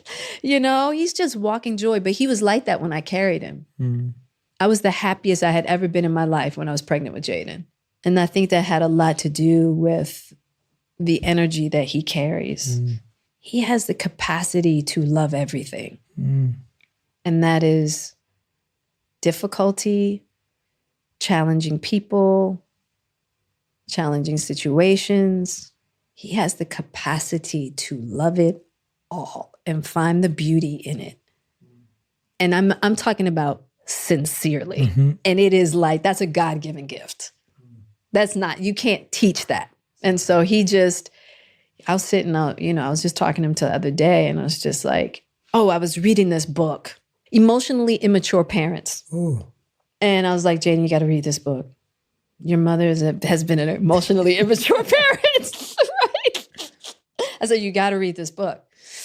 And he said, you know what, Ma? He said, things from afar can look a certain way. But when you put a microscope up on something and you look at it close up, he was like, it is such a weird shape. Weird, beautiful shapes of things, but you get to see the intricacies of it, and it's so much more. And that's what you are to me. You're like this beautiful, intricate organism that I love so much. Don't ever apologize to me again. That's so beautiful. You know what I mean? And that's just how his mind works. You know, and he comes over and he hugs me. And he kisses me on my forehead. You know what I'm saying? And he's like, you gave birth to me. Don't ever apologize to me. You know? And he's like, and I'm not reading that book. I said, I'm going to get you the book anyway. You need to read it. You know, I'm always apologizing to my kids about all kinds of things. I think it's so important for parents to apologize. Say sorry. You know, I've gotten in the habit if I misunderstand something or if there's like this like little glip, you know what? I didn't quite get that then. I'm so sorry. I apologize. I'm going to do better next time with that. And thank you for your patience. I think it's important, you know. I wish my father had apologized to me more. My mom apologizes too. I actually learned that from her. She's apologized a lot. And I actually said the same thing to her now that I'm thinking about it. Stop apologizing to me. But isn't that, those are the best relationships where someone does something Yeah. and the other person is like, it's fine. Yeah. And that's what kind of, it's that relationship where internally you're happy you heard it, but you know you didn't need to. Right. But the person still felt the need to say it. And it creates so much clarity. And, you know, when I told Willow you were coming on today, she sent a little note. Oh, no. Because I was talking to her about it, and I was talking to her about the book. And so she sent this little note that I want to read to you, if that's okay. Oh my God, let me get All my right. napkin. So she said, this is from Willow. And Willow, if I don't read it as you would in your amazing voice, then please forgive me. I'm also apologizing to you in advance. Mom, I am incomprehensibly proud of you and all of the inner excavation you have done during the writing of your book. There were many times during the process where you would read me sections and deep emotions would come up for us both. Learning from you through learning about you is one of the biggest joys of my life. You never cease to inspire me with how wide you've opened your heart, not only to the immense joys of life, but also to the deep uncertainties and shadows with equal gratitude and grace. You have shown me true tenderness and true strength come from the same place within, and that is something that I aspire to show others. Thank you for loving me. I'm so grateful for you. And The guru. That's the little guru right there. There it is. she loves you so much, and they all obviously love you so much. But when I read that and when I was reflecting on it, it was just, and as me and Radhi always talk about this, because we've watched you and Willow so many times together. And it has been so inspiring to us to see that connection you both have and the openness you have with your kids and how well they understand you. And, you know, as you were just saying, you're always apologizing, but that's what they're seeing. Yeah. They see that because you're so willing to share with them. Yeah. I don't keep secrets from my kids. I've let them see my deepest flaws. And I think that's important. I mean, and not in the way that we have to be careful with that too. But I mean, just as far as like, it's okay to be human, not being afraid to show my humanness. Because that's the one thing with my mother that I have so much gratitude for, that I could see her as a human being. And my relationship with, you know, my mother being an addict and me being able to relate to her as not just my mother, but as a woman, you know, as a person. And I think that was one aspect that I felt like I really needed to bring into my relationship with my kids, for them to see me as a person. We're in this together. Yeah, it comes across when I've witnessed it. It's the most beautiful thing. I could only ever dream that when Radhi and I are able to do that, you know, that we You will. have what you have. It's really special. It's remarkable to watch in practice. And I mean that, and, you know, the message says it all. But Jada, I wanted, you know, throughout this book and even in this interview today, I think I was going to save this to say it later, but I'm going to say it now. I've been sharing spirituality with people in different ways since I was 18 years old. And I was so young and immature then in my spirituality, and I still am today, and that will always continue. And I've just been fortunate to sit at the feet of incredible teachers and mentors. And so any realization I've had earlier than I should have had it is because of sitting with elders and, you know, sitting with the teachers I've introduced you to. And I've rarely met someone who's as eager for healing as you. I don't think I've met a family that's more, where healing is the top priority. Right. And it's such an interesting thing to perceive in someone, because you can tell by someone's language and when their eyes light up and their body language changes as to what they are motivated by. And ever since I met you, from the first day we met, backstage green room for Red Table Talk Series 2, launch day event, I was getting Yes. to host and interview you, Yeah. Gammy, and Willow. And I remember you'd asked me, like, what did you learn as a monk? And I'd said to you, I was giving to you what I did learn as practices, but I wasn't getting to the root of it. So I was explaining the practices like gratitude and meditation and mindfulness and service. And you were kind of just like, oh, that's cool. Like, you know, it was, and then I'd said to you, because I felt a inner voice say that I should, and it was truly guided from within. And I said to you, I learned how to love God. And that was potentially the first time I'd even said that in that way to someone. And you just like, your whole body language and your eyes and everything just changed. And everyone else was late, so we were just talking. And you were like, I want to learn how to love God too. And you'd obviously already been on that journey for decades. Like, you know, and you talk about it in the book where you started with the Ethical Society. And, Right. you know, that had been a journey that had been a part of your journey forever. But it was so interesting to me to meet someone and an entire family who is more focused on healing and growth and God in their own way, in your own language, in your own ways than anything else. We've never had a conversation that steers too far away From any of those things, Right. which says so. And we have fun and we have a good time and everything. But that, and the reason I raised that is because I also saw that when you were talking about Oscars night in the book, you referred to it as the holy slap and the holy joke, and you've always looked at everything through the lens of how is this bringing me closer to the divine. I remember one conversation we had about the feminine divine, and I'll never forget it because at this point we'd been talking twice a week for like a year and a half or something. And we were talking about a specific aspect of the divine feminine, which is often left out or forgotten or hidden.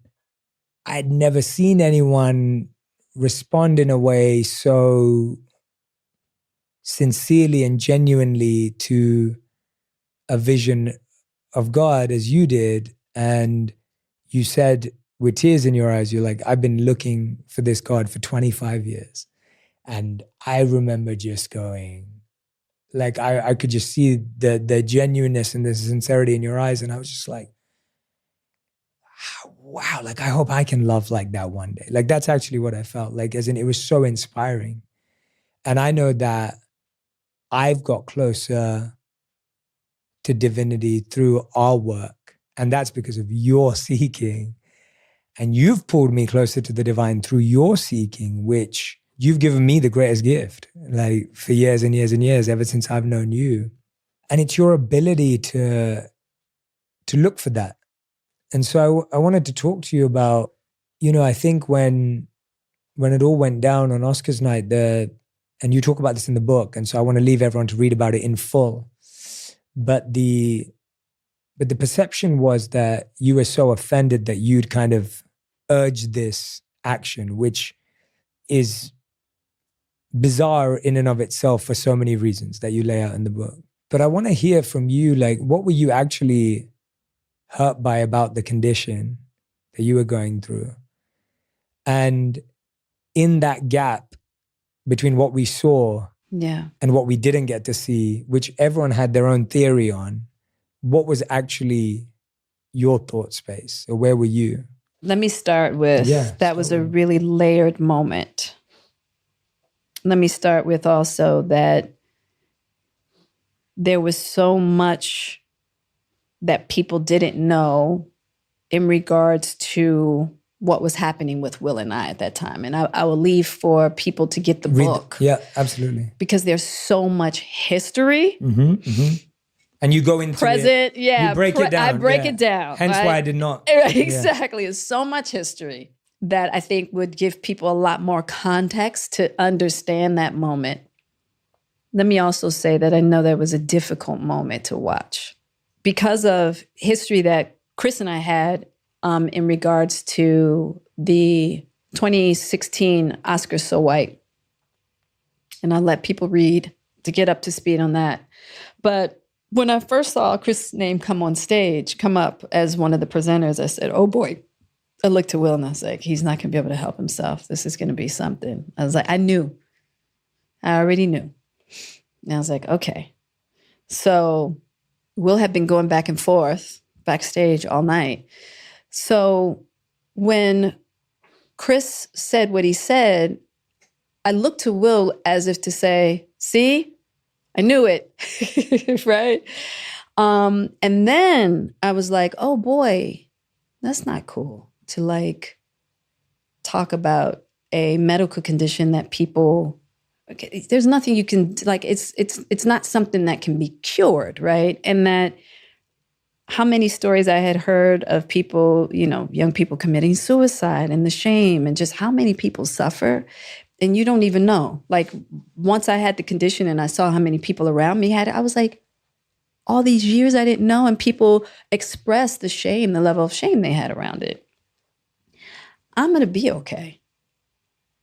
As far as my condition, and as you can see, my hair is growing back. That's what it does. It'll grow, it'll fall out, it'll grow back again. Pieces of my eyebrows will fall out, grow back. I'm having a good moment right now. My alopecia is not as extreme as most people who are dealing with that condition. And I just felt like that's not okay. So I wasn't upset about me. And I don't remember actually rolling my eyes. I think what people saw was me looking at Will going, I told you, I knew he was going to do that. And oh boy, here we go again. Mm-hmm. Yeah, that was kind of the reaction. Oh, here we go. But I wasn't upset about me. I really wasn't. It wasn't about me. It was just all the stories I had heard and that I continue to hear about people who have suffered from this condition. And obviously you didn't want what happened to happen. Like, I think that I'm just clarifying. Yeah. I know that. I'm just clarifying it. Of course. It wasn't like I looked at Will and said, I know, and that's the kind of, those are the kind of moments of context that I think are lost sometimes. Listen, there was an aspect of that I was as shocked as anyone because Will and I hadn't been referring to each other as husband and wife since 2016. I was like, wife? Mm-hmm. Oh, me? Mm-hmm. That's right. I am. I'm okay. That's right. I am your wife. And that kicked in. I'm like, yep, here we are. In that moment that did happen, I was like, we came together, we're leaving together. That part of me that put everything else aside and was like, this is going to be something. I need to make sure Will's okay. We're going to get through this. I had no idea that was none whatsoever. And I came as family. I actually didn't go to the Oscars as Will's wife. And I know for people that's weird, but what was going on behind the scenes, Will and I had been like, we weren't living as husband and wife since 2016. I was happy he asked me to go. I was happy he wanted to share that moment with me still. And I was going to be by his side. And I think also people weren't really aware of the journey that had taken place after emancipation, as far as Will's concerned. Totally. It was a really difficult movie. And afterwards, he decided to get into therapeutic settings and he asked me to join him because a lot of stuff was coming up. A lot of stuff from his past, childhood stuff. I think people didn't understand that there was a history there between he and Chris as well. So there was a lot of context that people just didn't have. Yeah. And I'm going to tell you something else. I understand why people thought it was me. I understand why people blame me. I don't think it's right, but I understand, considering the narratives that were out there that I was part of. I have to take responsibility for that. And I talk about that in the book. Me being the adulterous wife that had push Will to his limit. I get it. So I couldn't even take any of it personally. And I had to put myself in the shoes of the audience and go, if I was looking at this, what would I say? I probably would have said the same thing.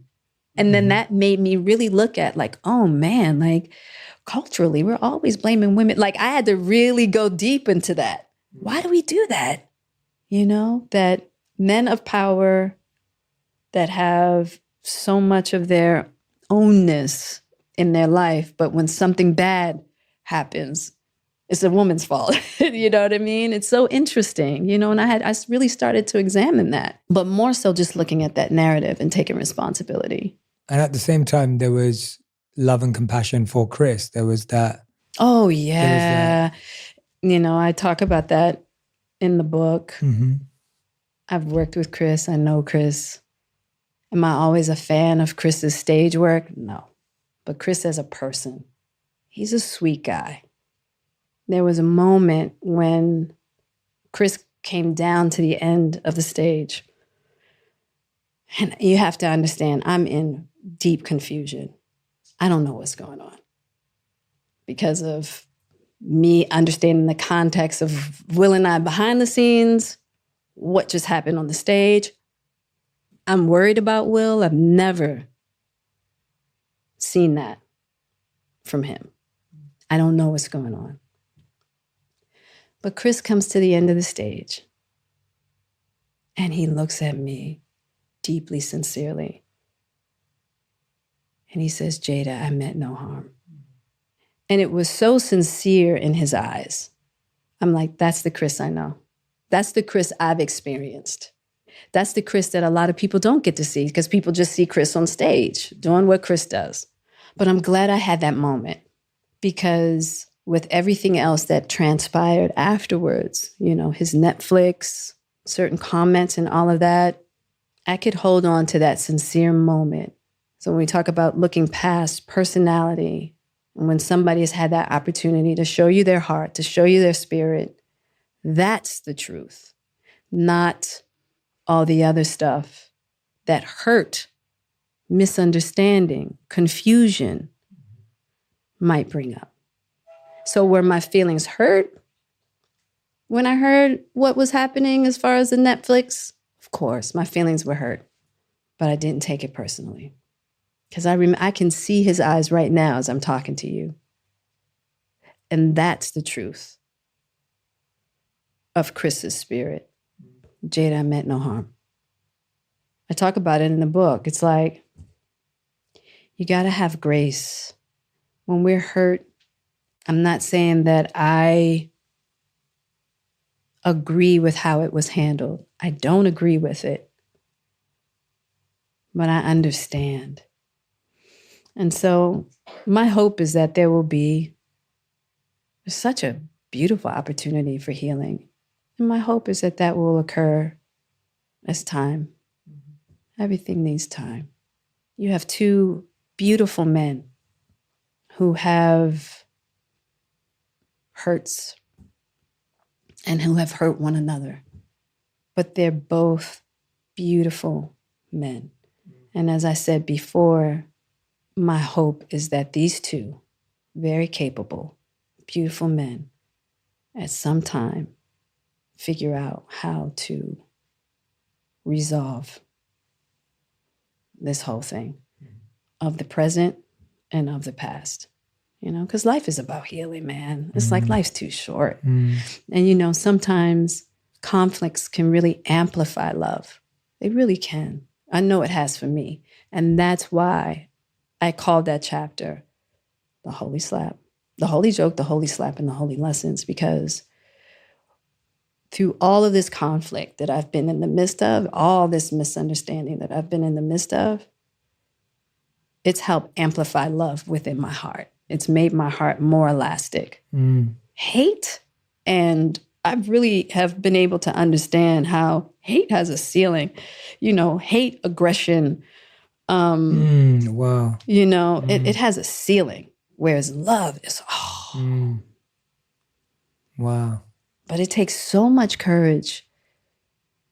And it's so easy to go into aggression. It's so easy to go into, you know, hateful feelings. It's easy.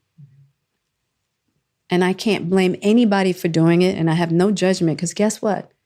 Been there, done that.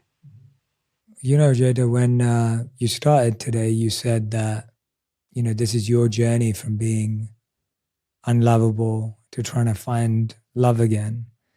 And it's really the true story of all of our lives, of just, we're all on that journey of being unlovable, thinking that if someone loves us, we'll be fine. then thinking that if we get or achieve this, we'll be fine. Then thinking if I love this person perfectly, then I'll be fine. Yes. And it's like we keep filling in that Yeah. the sentence between unlovable to lovable with so many versions. And I think what this book, this memoir does so beautifully, honestly, is you show us every version that you tried to fit Yes. in that gap. Right? Every version That you tried to fit in that gap, you're just showing us the reality of what that comes with, like the pain that comes with trying to fit everything into that gap.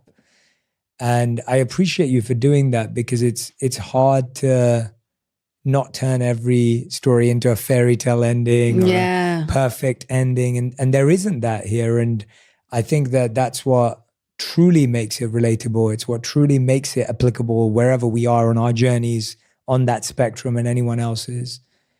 And it's why I said that I really hope that anyone who's on that journey themselves will pick this book up and be able to notice which gap they're trying to fill it with.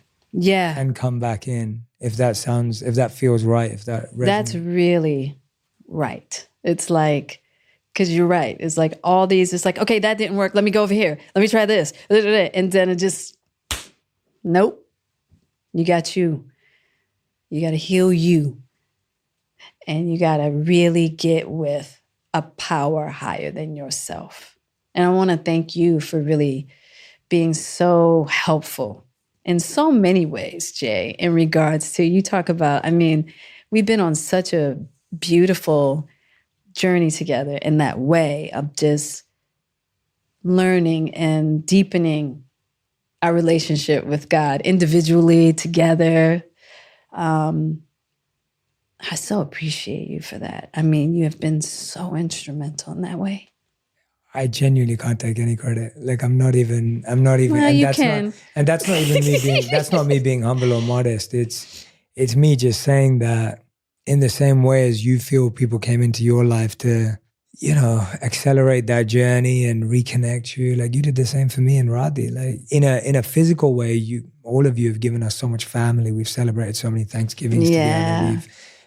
We've had you over for Sangha for days and days and weeks and months and years. And, you've given us so much. And I think that's what I think this book does. I think that's what we'll do for our friendships, is that I got the opportunity to build a friendship with you that was based on nothing else but healing, growth, and the divine. And that kind of relationship just has a different energy. Like it's really special when there's nothing else. There's nothing else that would have made our paths cross. Yeah. We don't work together. We don't do business together. We don't have the same friends. Like, but this. Right. I'm so grateful to watch someone do the hardest work. And I'm going, I need to do it too. Oh, no. And I admire it because I see it from that perspective with you. And I always have that. You're not trying to take the easy way out. You're not just looking to fix it with a Band-Aid. You're not just hoping it will go away. You're like, no, I'm going to sit there with it. And that is that is such an uncomfortable place naturally for 99% of people. Yeah. I'm in awe of you because of it. And I always will be.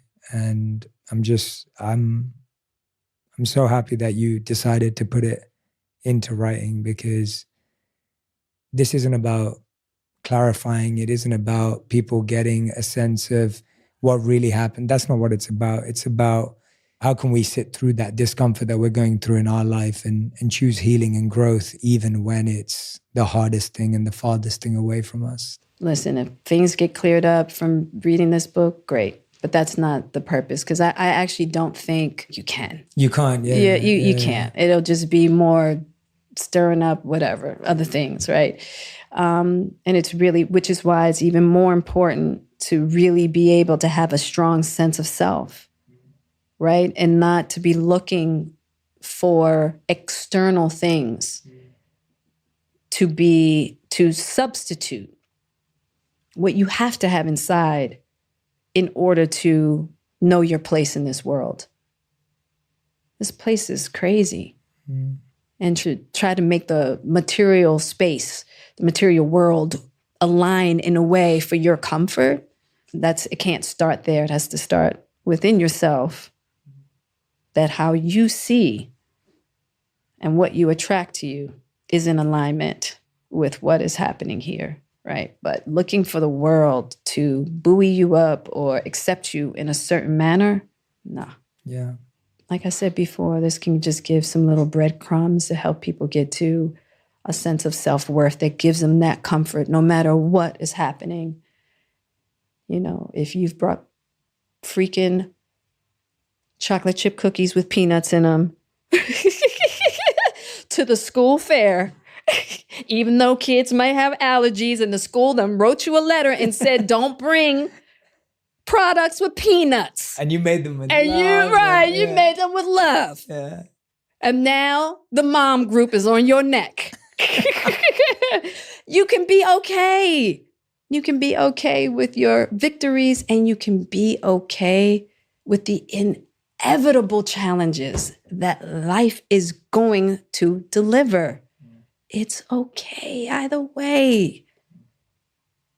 You're okay. You're worthy. You're lovable. Peanuts and all. So Jada, one of the things that you mentioned was that you went to the Oscars as family, Yeah. but not as a wife. Yeah. And I wanted to ask you, how do you define the status of your relationship now? And what is it like? You know, right now, of course, it's been an intense 2 years, and we've really been doing some deep healing together. And that's why I was saying before, the idea of how just really disruptive situations can amplify love in a certain manner, because it kind of forces you to have to dive a little deeper. That's what we've been doing. We've just been growing together and see what happens then. See what grows from there, you know? But like I said in the book, it's like we have this beautiful friendship, and we really look at our marriage as being the cornerstone of family. We're both kind of coming up with different definitions of what marriage means for us. We're still figuring all of that out. Yeah, but the beautiful part is that there's been some really deep healing going on. Yeah. I mean, at the end of the day, that's what it's about. Marriage is so much about growth, like really learning how to grow emotionally, like emotional maturity, spiritual maturity. And there's this spiritual bond there. I mean, we've tried our best to get away from each other. I mean, our best. And we just don't want to. Mm. So we are defining it the way that works for us. And I think getting comfortable with not being concerned about what anybody else thinks about it. Mm. We have this life partnership, and every day we're trying to figure out what that means. Mm. You've both talked about how you feel like you're a mirror for each other. Yeah. And when I've spoken to Will as well, it's like he feels like you're the person who knows him to his core. Absolutely. And he knows yeah. you to your core. Like, you know everything that potentially there is to know about each other. Everything. And you're obviously still learning. Yeah. What's really interesting about that is some people would say, well, why not just get divorced? Yeah. Everybody's always like, why don't you just get divorced? Yeah. And it's like, that's like quitting. I don't think there's any person that could embrace the best and the worst of me and be willing to hold space in the way that Will holds space for me, in the way that I hold space for him. And I know that most people probably go into their relationship as like, you are here to please me. And yeah, our relationship isn't quite that. It's like, it's more about there's no greater mirror I could have than Will. I can't get around myself, just like he can't get around himself with me. And I think that that's just been what this has been all about. Like, it's been a deep clearing, like really having to look at yourself in ways in that mirror that, sure, we talk about this all the time. Would it be easier to go and find somebody else and have a more pleasing, more comfortable relationship? Maybe. But would that get me to the person that I really want to be? I don't think so. And I'm not saying that everybody's relationship is supposed to be that. I'm not here to say that. I'm just saying that that's what my relationship is. That's something I desire to get to a deeper part, a more spiritually sound, emotionally sound, and really understand love unconditionally. And the thing that I've learned about unconditional love, you can't really understand what unconditional love in ideal circumstances to really get to what it is to love yourself and someone else completely with all that's divine, all that's human, all that's perfect, and all that is deeply flawed, and have full acceptance for it all. I tell you, this is, marriage is not for the faint at heart. It's just not. And it is definitely, I believe, different people get married for different reasons. So I'm not trying to say why anybody else should be married. But for me, the holy path of getting to a divine aspect of myself in partnership with Will. And it seems like Will wants the same for himself.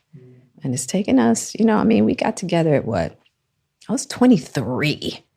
Okay? 23 when I first decided to commit myself to Willard Carroll Smith. Lord Jesus. So young. So young. We were babies trying to figure this out. And you know what's interesting about young relationships? You create these young patterns that get so, like these really young, immature patterns in yourself and how you relate to your partner. And then you create these dynamics between one another that it takes a while to like really be willing to look at that stuff and dissolve it and let it go and mature and grow. It takes some real like self-inventory, patience, courage, right? Because you're breaking down everything, all your romantic ideas, everything you thought, relationship or marriage, all your romantic fantasies, just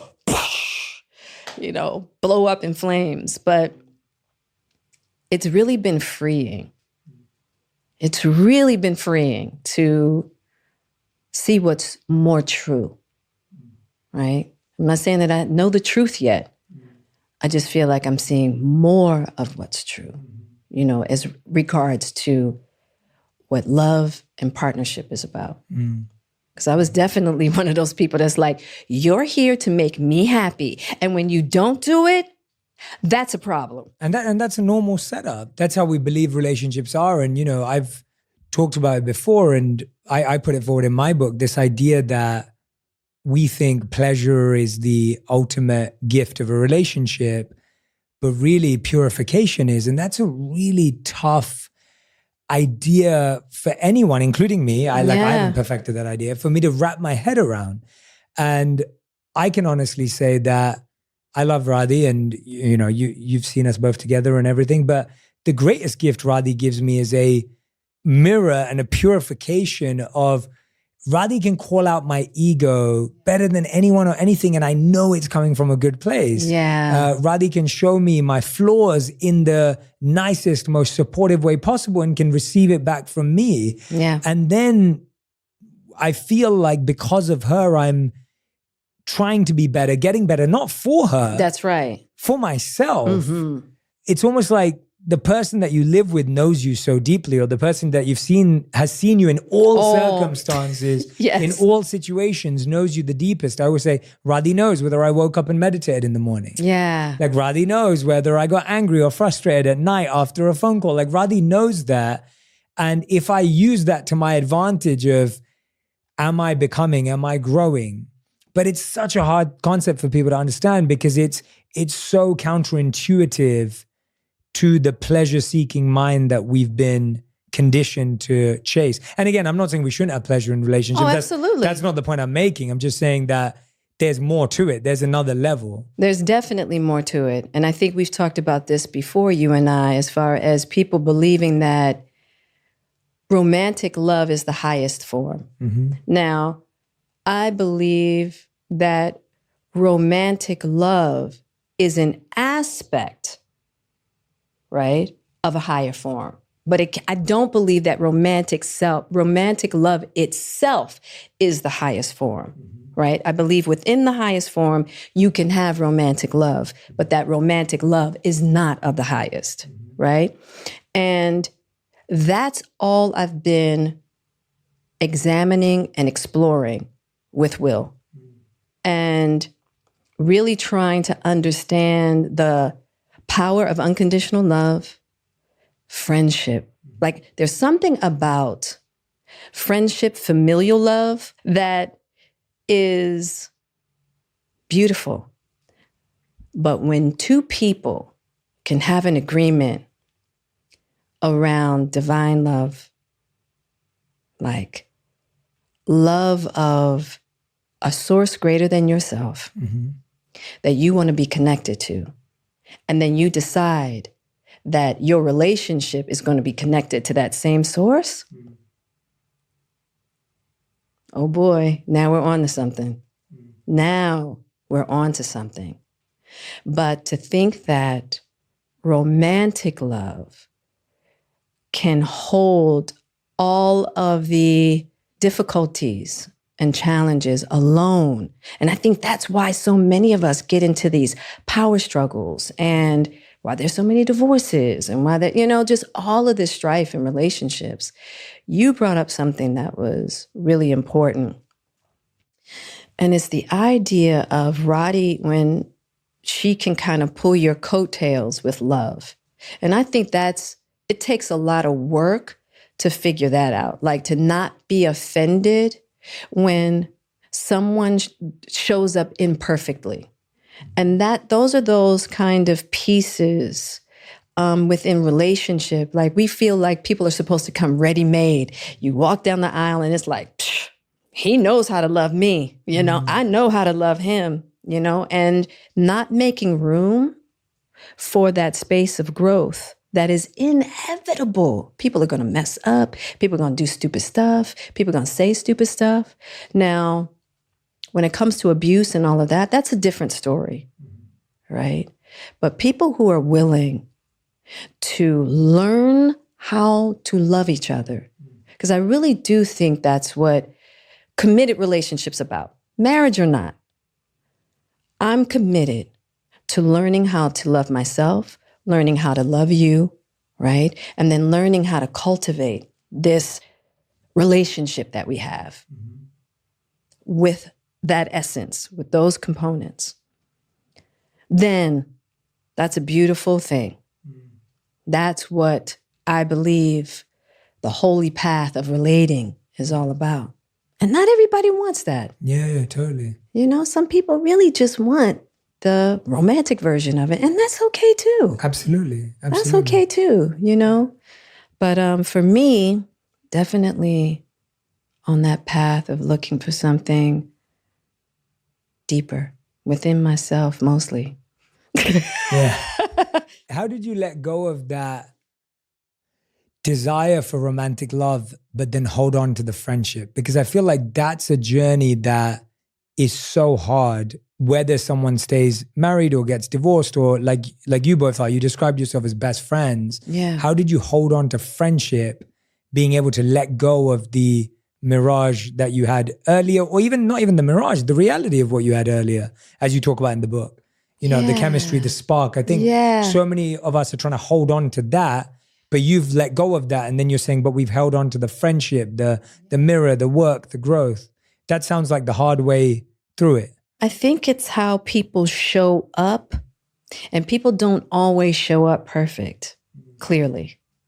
But one thing about Will and I, we're just not willing to give up. Yeah. It's like, I'm lucky that we just want to have each other in one another's life, right? You have moments of disharmony. But if you know that you're not willing to not have that person in your life, you know you got to put forth the effort and you got to put forth the work to transform whatever's not working. So we always make the decision to take that one step closer to diving more deeply, to learning how to love. And most of the time, it has more to do with self-inventory, having to go in the corner and look at oneself and then come back and go, I was tripping. Whether it's I'm sorry or I had a misunderstanding. Can we look at this now together? Because now I've looked at it in my corner alone and I've seen my part. And I want to talk to you first about my part. A, B, C, and D, right? And then inevitably, usually your partner will go, well, you know, I could have done such and such and such and such. Yeah. And so when you have an agreement that's really unspoken of like, I want you in my life and I want to have good times with you and I love you, then that's the energy that nurtures and keeps one willing to just keep working at it. So there's that deep love. And the great thing is that Will's got a great sense of humor. You know what I mean? Yeah. He's got a really good sense of humor. Yeah.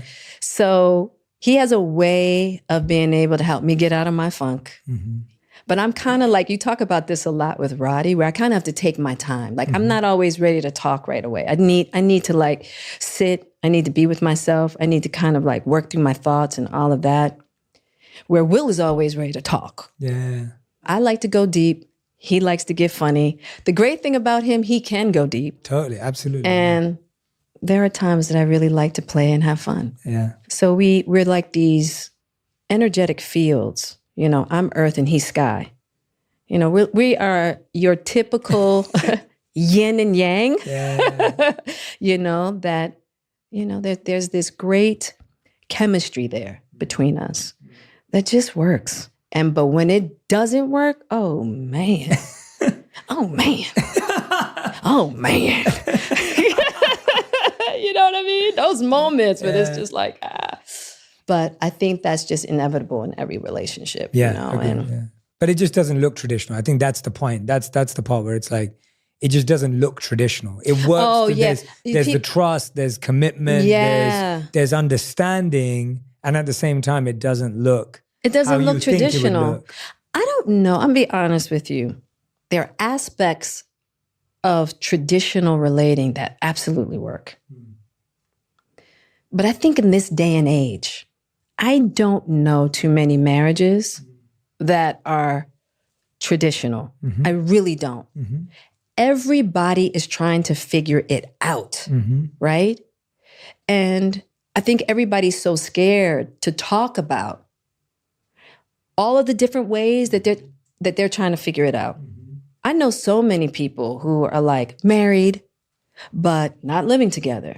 Married, but have decided to have other partners. I know so many people, and have for a long time, that are trying marriage in so many different forms. And my whole thing is, figure it out for you. Marriage is not a cookie cut out like formula. Besides, I do think that there's some staples. Love. But even that, let me out for a second. There's some people who are married strictly for business purposes. I've seen that too. As long as there's agreement between two people and how they decide they want to be together, stay out of it. It has nothing to do. I tell people all the time, don't look at my marriage as being contagious. Whatever I'm doing doesn't mean you got to be doing that.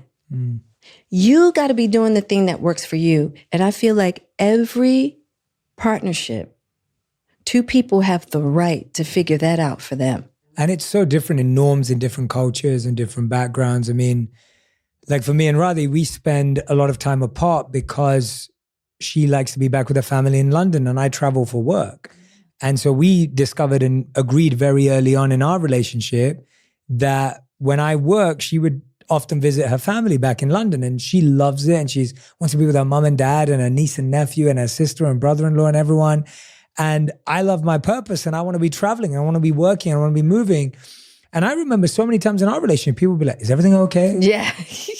And then we'd go back to London. People would be like, why is your wife not with you? Or people were like, why is Jay not with you? And everyone starts thinking that there may be something going on. And it's actually like, well, no, this was our agreement. This is something we've sat and talked about and figured things out. And actually, we love distance because we get excited to see each other again. It's refreshing. It works for us. And again, it may not work for anyone else. Someone may say, I need my partner by my side every day. Fair enough. Right. And someone may say, I want to travel more than you do or less. But we just found that having honest conversations between us and knowing why we were making certain decisions, even though they were abnormal to our community, right, the community that we grew up in, right, where the way we live is very abnormal, even though it's just about time apart, the point was we had an agreement that worked for us. And I think getting to know you both, I can honestly say that I feel like you guys are both always honest and communicative with each other on what your agreements are. Absolutely. And that's what we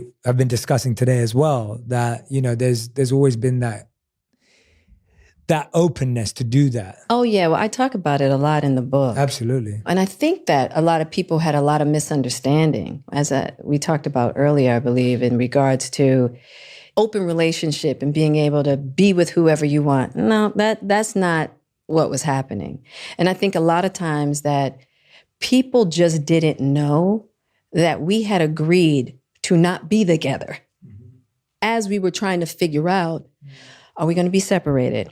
Are we going to be divorced? Then we would reconcile and then we would break up again. Yeah. And it's all this back and forth between us that we didn't share with the world a lot, you know? And I think now people are just going to have to be okay with our marriage is not traditional in the sense of here we are married, but not, you know what I mean?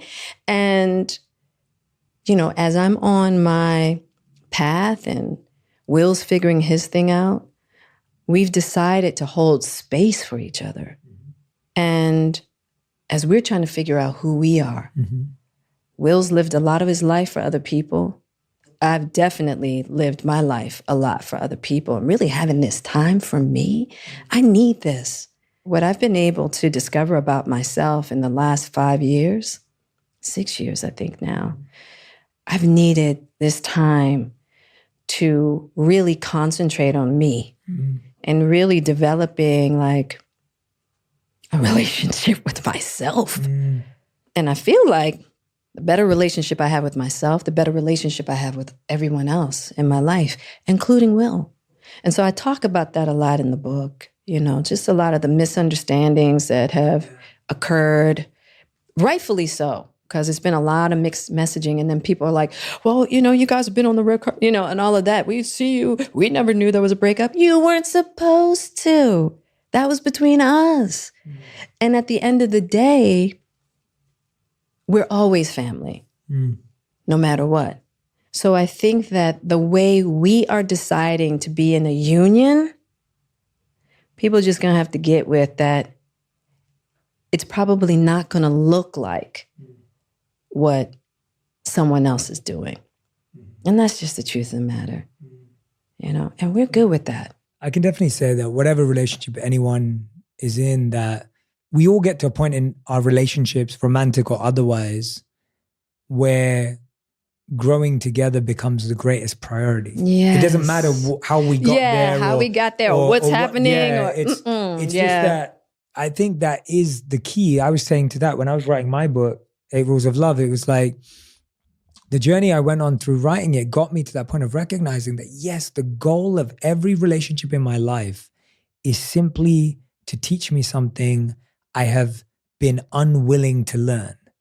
And the people that I'm closest to, come on, Jay. yeah, the people that I'm closest to are the only ones that can push me. That's right. Or pull me to seeing that. Whether it's your mom, whether it's your dad, whether it's your sister, brother, partner, whatever it may be. And for me, I also discovered through the writing of the book that the greatest love story, and I really, really believe this when I was writing it, I was like, the greatest love stories in the world are actually not romantic. The greatest love stories in the world are generally humans sacrificing themselves in the service of others. Like you see people take on great sacrifice to help people that they may not even meet. Right. Or you see people like taking on a mission or a movement that positively affects so many people that they were never even connected to. Like those are the greatest acts of love, or the act of love that a parent has for their child, that they extend themselves and express in their unconditionality. And you don't really see romantic love being unconditional. Generally, it's interesting that trying to practice and understand what unconditional love is and figuring it out, which we all are, including me. But that journey was really powerful for me to recognize that the more unwilling I become and the more I hide from the lessons that I'm meant to learn, the harder it gets and the harder the lesson gets and the test gets, and it just gets bigger and worse. So. It gets bigger. And you know, the truth of the matter is, it's like, I'm always going to be by Will's side. You know, when I think about like, if something ever happened to him, it's like, I'm going to be right there. If he needs me, I'm going to be right there. Always. That's just an unbreakable fact. That's the bond we have. You know, we've tried to break it in every which way you can think of. We don't want to be in this lifetime without one another. It's just not going to happen. So we're trying to figure out what that looks like for us. And there's something really powerful about that. I got to be honest. As difficult as it's been, as there's been times that I've hated that fact, having somebody that forces me to have to raise my consciousness, evolve my understanding of love, to deal with the fact of that bond, that's a God-given gift. Because me and God got to get with that. God has to be my mentor on how to love Will and myself and care for the relationship that we have through the eyes of the great Supreme, not the way Jada wants it. And so that has been a beautiful surrender that I've really had to surrender, because I really feel like it's by the decree. God was like, oh no, in this lifetime, that's your person. Like it or not, I don't care. So it set me up to have to break certain ideas of my own personality and my own ego and really surrender to what the Great Supreme wants to teach me about love and about patience and about care, kindness, consideration, forgiveness of myself, forgiveness of others. It's deep. And I'm so grateful. It's been a painful journey, no doubt. But the gifts that I get on the other side of that discomfort, and when I get on the other side of the discomfort, I go, I get it. I could not have gotten that gift or that understanding without that trial you gave me. I just ask God these days, can you make it a little easier? I think I'm getting the groove of things. Gosh, you know what I mean? Me too. I'm just like, come on, you know? Yeah. But I've also realized too that I'm getting to the point that when things tumultuous things come about, I smile and I go, okay, you got a great one for me on the other side of this bad boy. You know what I mean? Yeah. You just start to realize it's never failed in that way. I remember asking Swami, I said, do you think I should get divorced? Wow, I didn't know you asked him that. I sure did. I asked Swami. And he said, you know, Jada, people take their vows very lightly these days. And he said something to the effect that, you know, when we stay committed to the vows that we make, we find what we need. And I was like, okay. And I just stayed on track. I was just like, all right, let me just keep digging. Let me keep going. And he, you know, he's right. For my journey. Yeah. Can't say for anybody else. For my journey. Because he said, oh, this is what he said. He said, people end up as friends in the long run. And they're holding hands, walking each other home. And that's how I feel. I feel like Will and I are walking each other home as life partners. Well, Jada, I want to share one last thing with you if I can. So earlier, I had a letter for you from Willow. Okay. And I also have a letter from Will. I may need your help with, you may have to reenact some words because I feel like you'll be able to channel Will better than me. I will not try and impersonate him because it won't go well. But this was for you, Jada. I think it was when Will found out that you were coming on the show. And I was happy that he was able to send this to me and so I could share it with you. And I'll just read it. And let's do it in his words. Okay. So you'll have to explain this one for us. I know, but I want the audience to know. So he said, congrats, Dink. Okay, so let me just tell you what just dink tell is. us that before, let me tell you what dink means. Yeah. Oh, he's so crazy. So when we play golf, he's my favorite person to play golf with. So when we play golf, when I hit my driver, it goes dink. And so that's why he calls me Dink. Who's better at golf? He's definitely better. Okay. But I'm getting to a point where I can, you know, I can challenge him in a good way on a couple of holes for sure. All right. Okay. Congrats, Dink. I just turned the final page of Worthy. And damn. I'm going to get you to do the damn. How would he say it? Damn. I just turned the final page of Worthy. And damn. It is amazing to realize that despite having lived most of my life by your side, I still found myself shocked and stunned and caught off guard, laughing, then inspired, then heartbroken. I was all over the place. It's one thing to hear anecdotes at a family barbecue, but it was truly overwhelming to take in your story potently condensed in this way. You are one of one, a rare blend of power and delicate sensitivity. I know it wasn't easy to excavate the depths in that way. I applaud and honor you. If I had read this book 30 years ago, I definitely would have hugged you more. I'll start now. Welcome to the Authors Club. I love you endlessly. Now go get some Merlot and take a rest.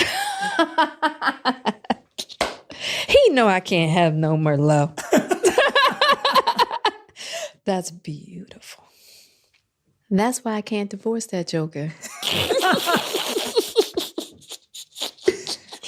Yeah. There's one line that really hit me. Mm-hmm. And I want to hear obviously how you felt, but he said, if I had read this book 30 years ago, I definitely would have hugged you more. I'll start now. How did it feel listening to parts of that? You know, one of the things I talk about in the book a lot is perspective. When we got married, Will had to be 28, 29. We had such different needs. no right or wrong. You know, Will was very driven. But I got married because I was pregnant and I wanted a family. And that, I must say, that was the one thing. We both wanted to create a family we never had. But what we thought took having a healthy family, Will believed, man, as long as I get out here, make money, get the biggest house, make sure you guys don't need anything, that's how you have a great family.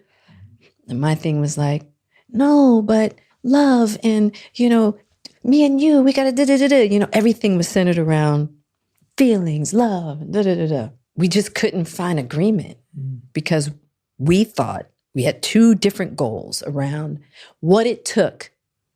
And so to hear him say that he would have hugged me more is me hearing him say he would have taken a bit more time to listen and understand. And that doesn't mean that he would have to be off his path, but just to take a little bit more time to listen and understand. And I think when we were young, because I was the same way. I mean, when we were young, you just think your way is the only way. Mm-hmm. And I think that where Will and I are getting to now is understanding that our ways, my way is just one way. His way is just one way. And then how do we listen to each other more to blend those ways? I was very careful in not going into romanticized regret after hearing that line. I wish I could have hugged you more, but I will do so now, right? I was like, no. You're not going to go into romanticized regret. Wow. Because what I know as a fact is that every step, everything that has transpired between us has been absolutely perfect. Mm-hmm. All the beauty and all the ugly to get us to a place that we're coming to. You know, and you could go, oh, I wish that, you know, I had known this when I was younger. That's the whole point of youth. You don't know. You know what I mean? Yeah. And then to really just to be able to embrace like this time in my life and in his life and coming into newfound wisdom and enjoy that. But I'm so glad that getting closer to that blend between us. And that's what I'm saying. It's like, who else am I going to grow with like that? And be able to have that deep cherished moment of like, when you can look back at where you were 30 years ago and where we've traveled.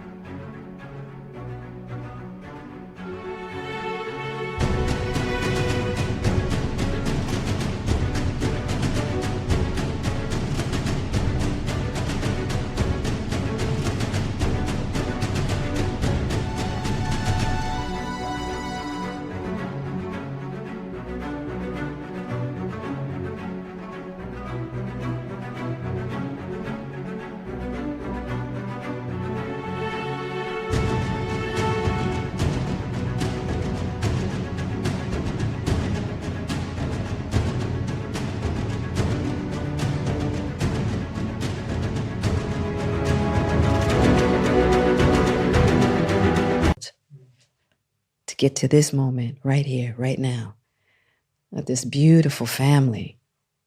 Without him, I wouldn't have had Jaden, Willow, Trey. Oh my gosh. There are no greater treasures than those three. And then all of the magnificent experiences he and I have had together. The great ones and the not so great ones, you know? But they're ours, part of our tapestry.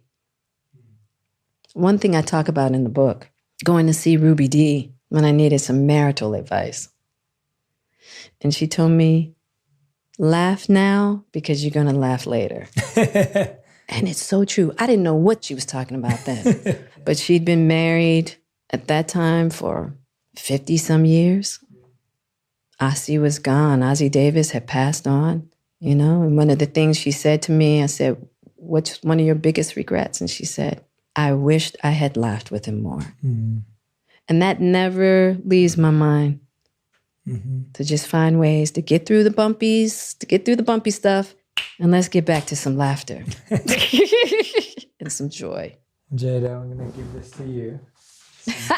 In case you want to read it again. Yeah. And I want to thank you for, your vulnerability, your openness today, and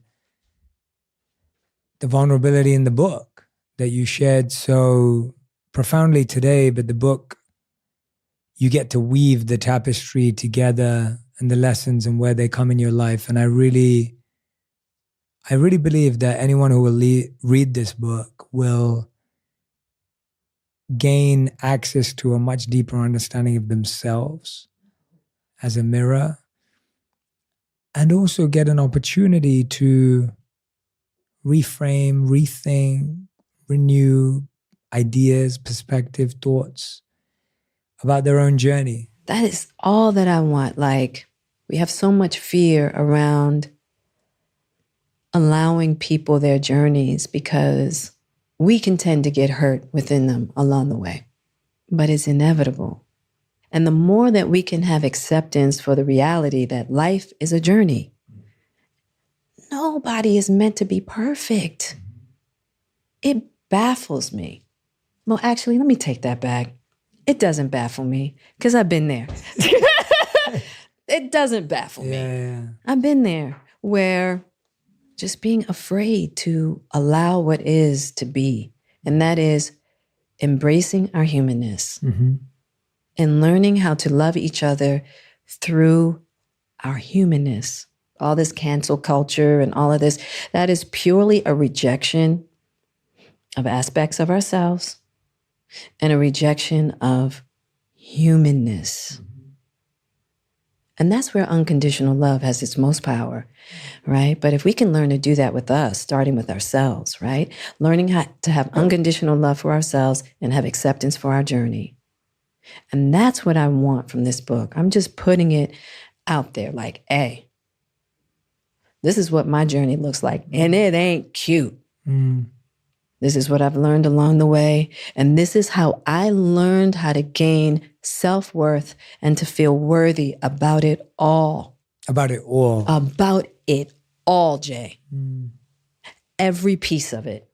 And that's all I want for everybody else. It's okay. It's okay. You don't have to come down on yourself. And just because we stumble and we might lose our way doesn't mean we're lost forever. Thank you, Charles Xavier from X-Men, for that statement. I love X-Men. I do too. Charles laid it out just like that. I had to put that quote in my book. But it's true. And that's all I want for everybody. We are all worthy. Embracing it all, every aspect of our journey. That is the thing that makes us worthy. We're harder on others because we're so hard on ourselves. We're hard on ourselves because we're so hard on others. And that cycle keeps repeating itself.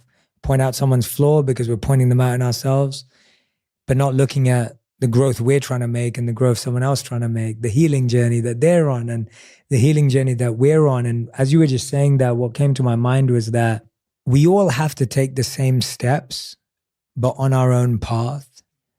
And I think what this book does so gracefully is show your steps, which reminds us all that even if we trip and we fall, which we inevitably will, there's still another step after that we can take. And that ultimate step is what you just so beautifully put, the step of recognizing that all of it was worthy.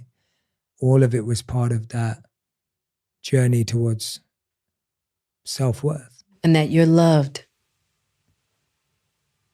You're loved and you're held, no matter what.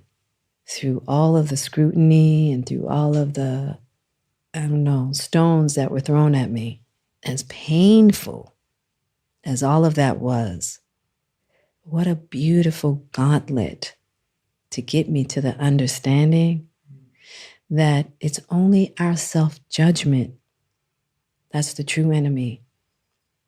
And I got to cure so much of my own self-judgment through all of that.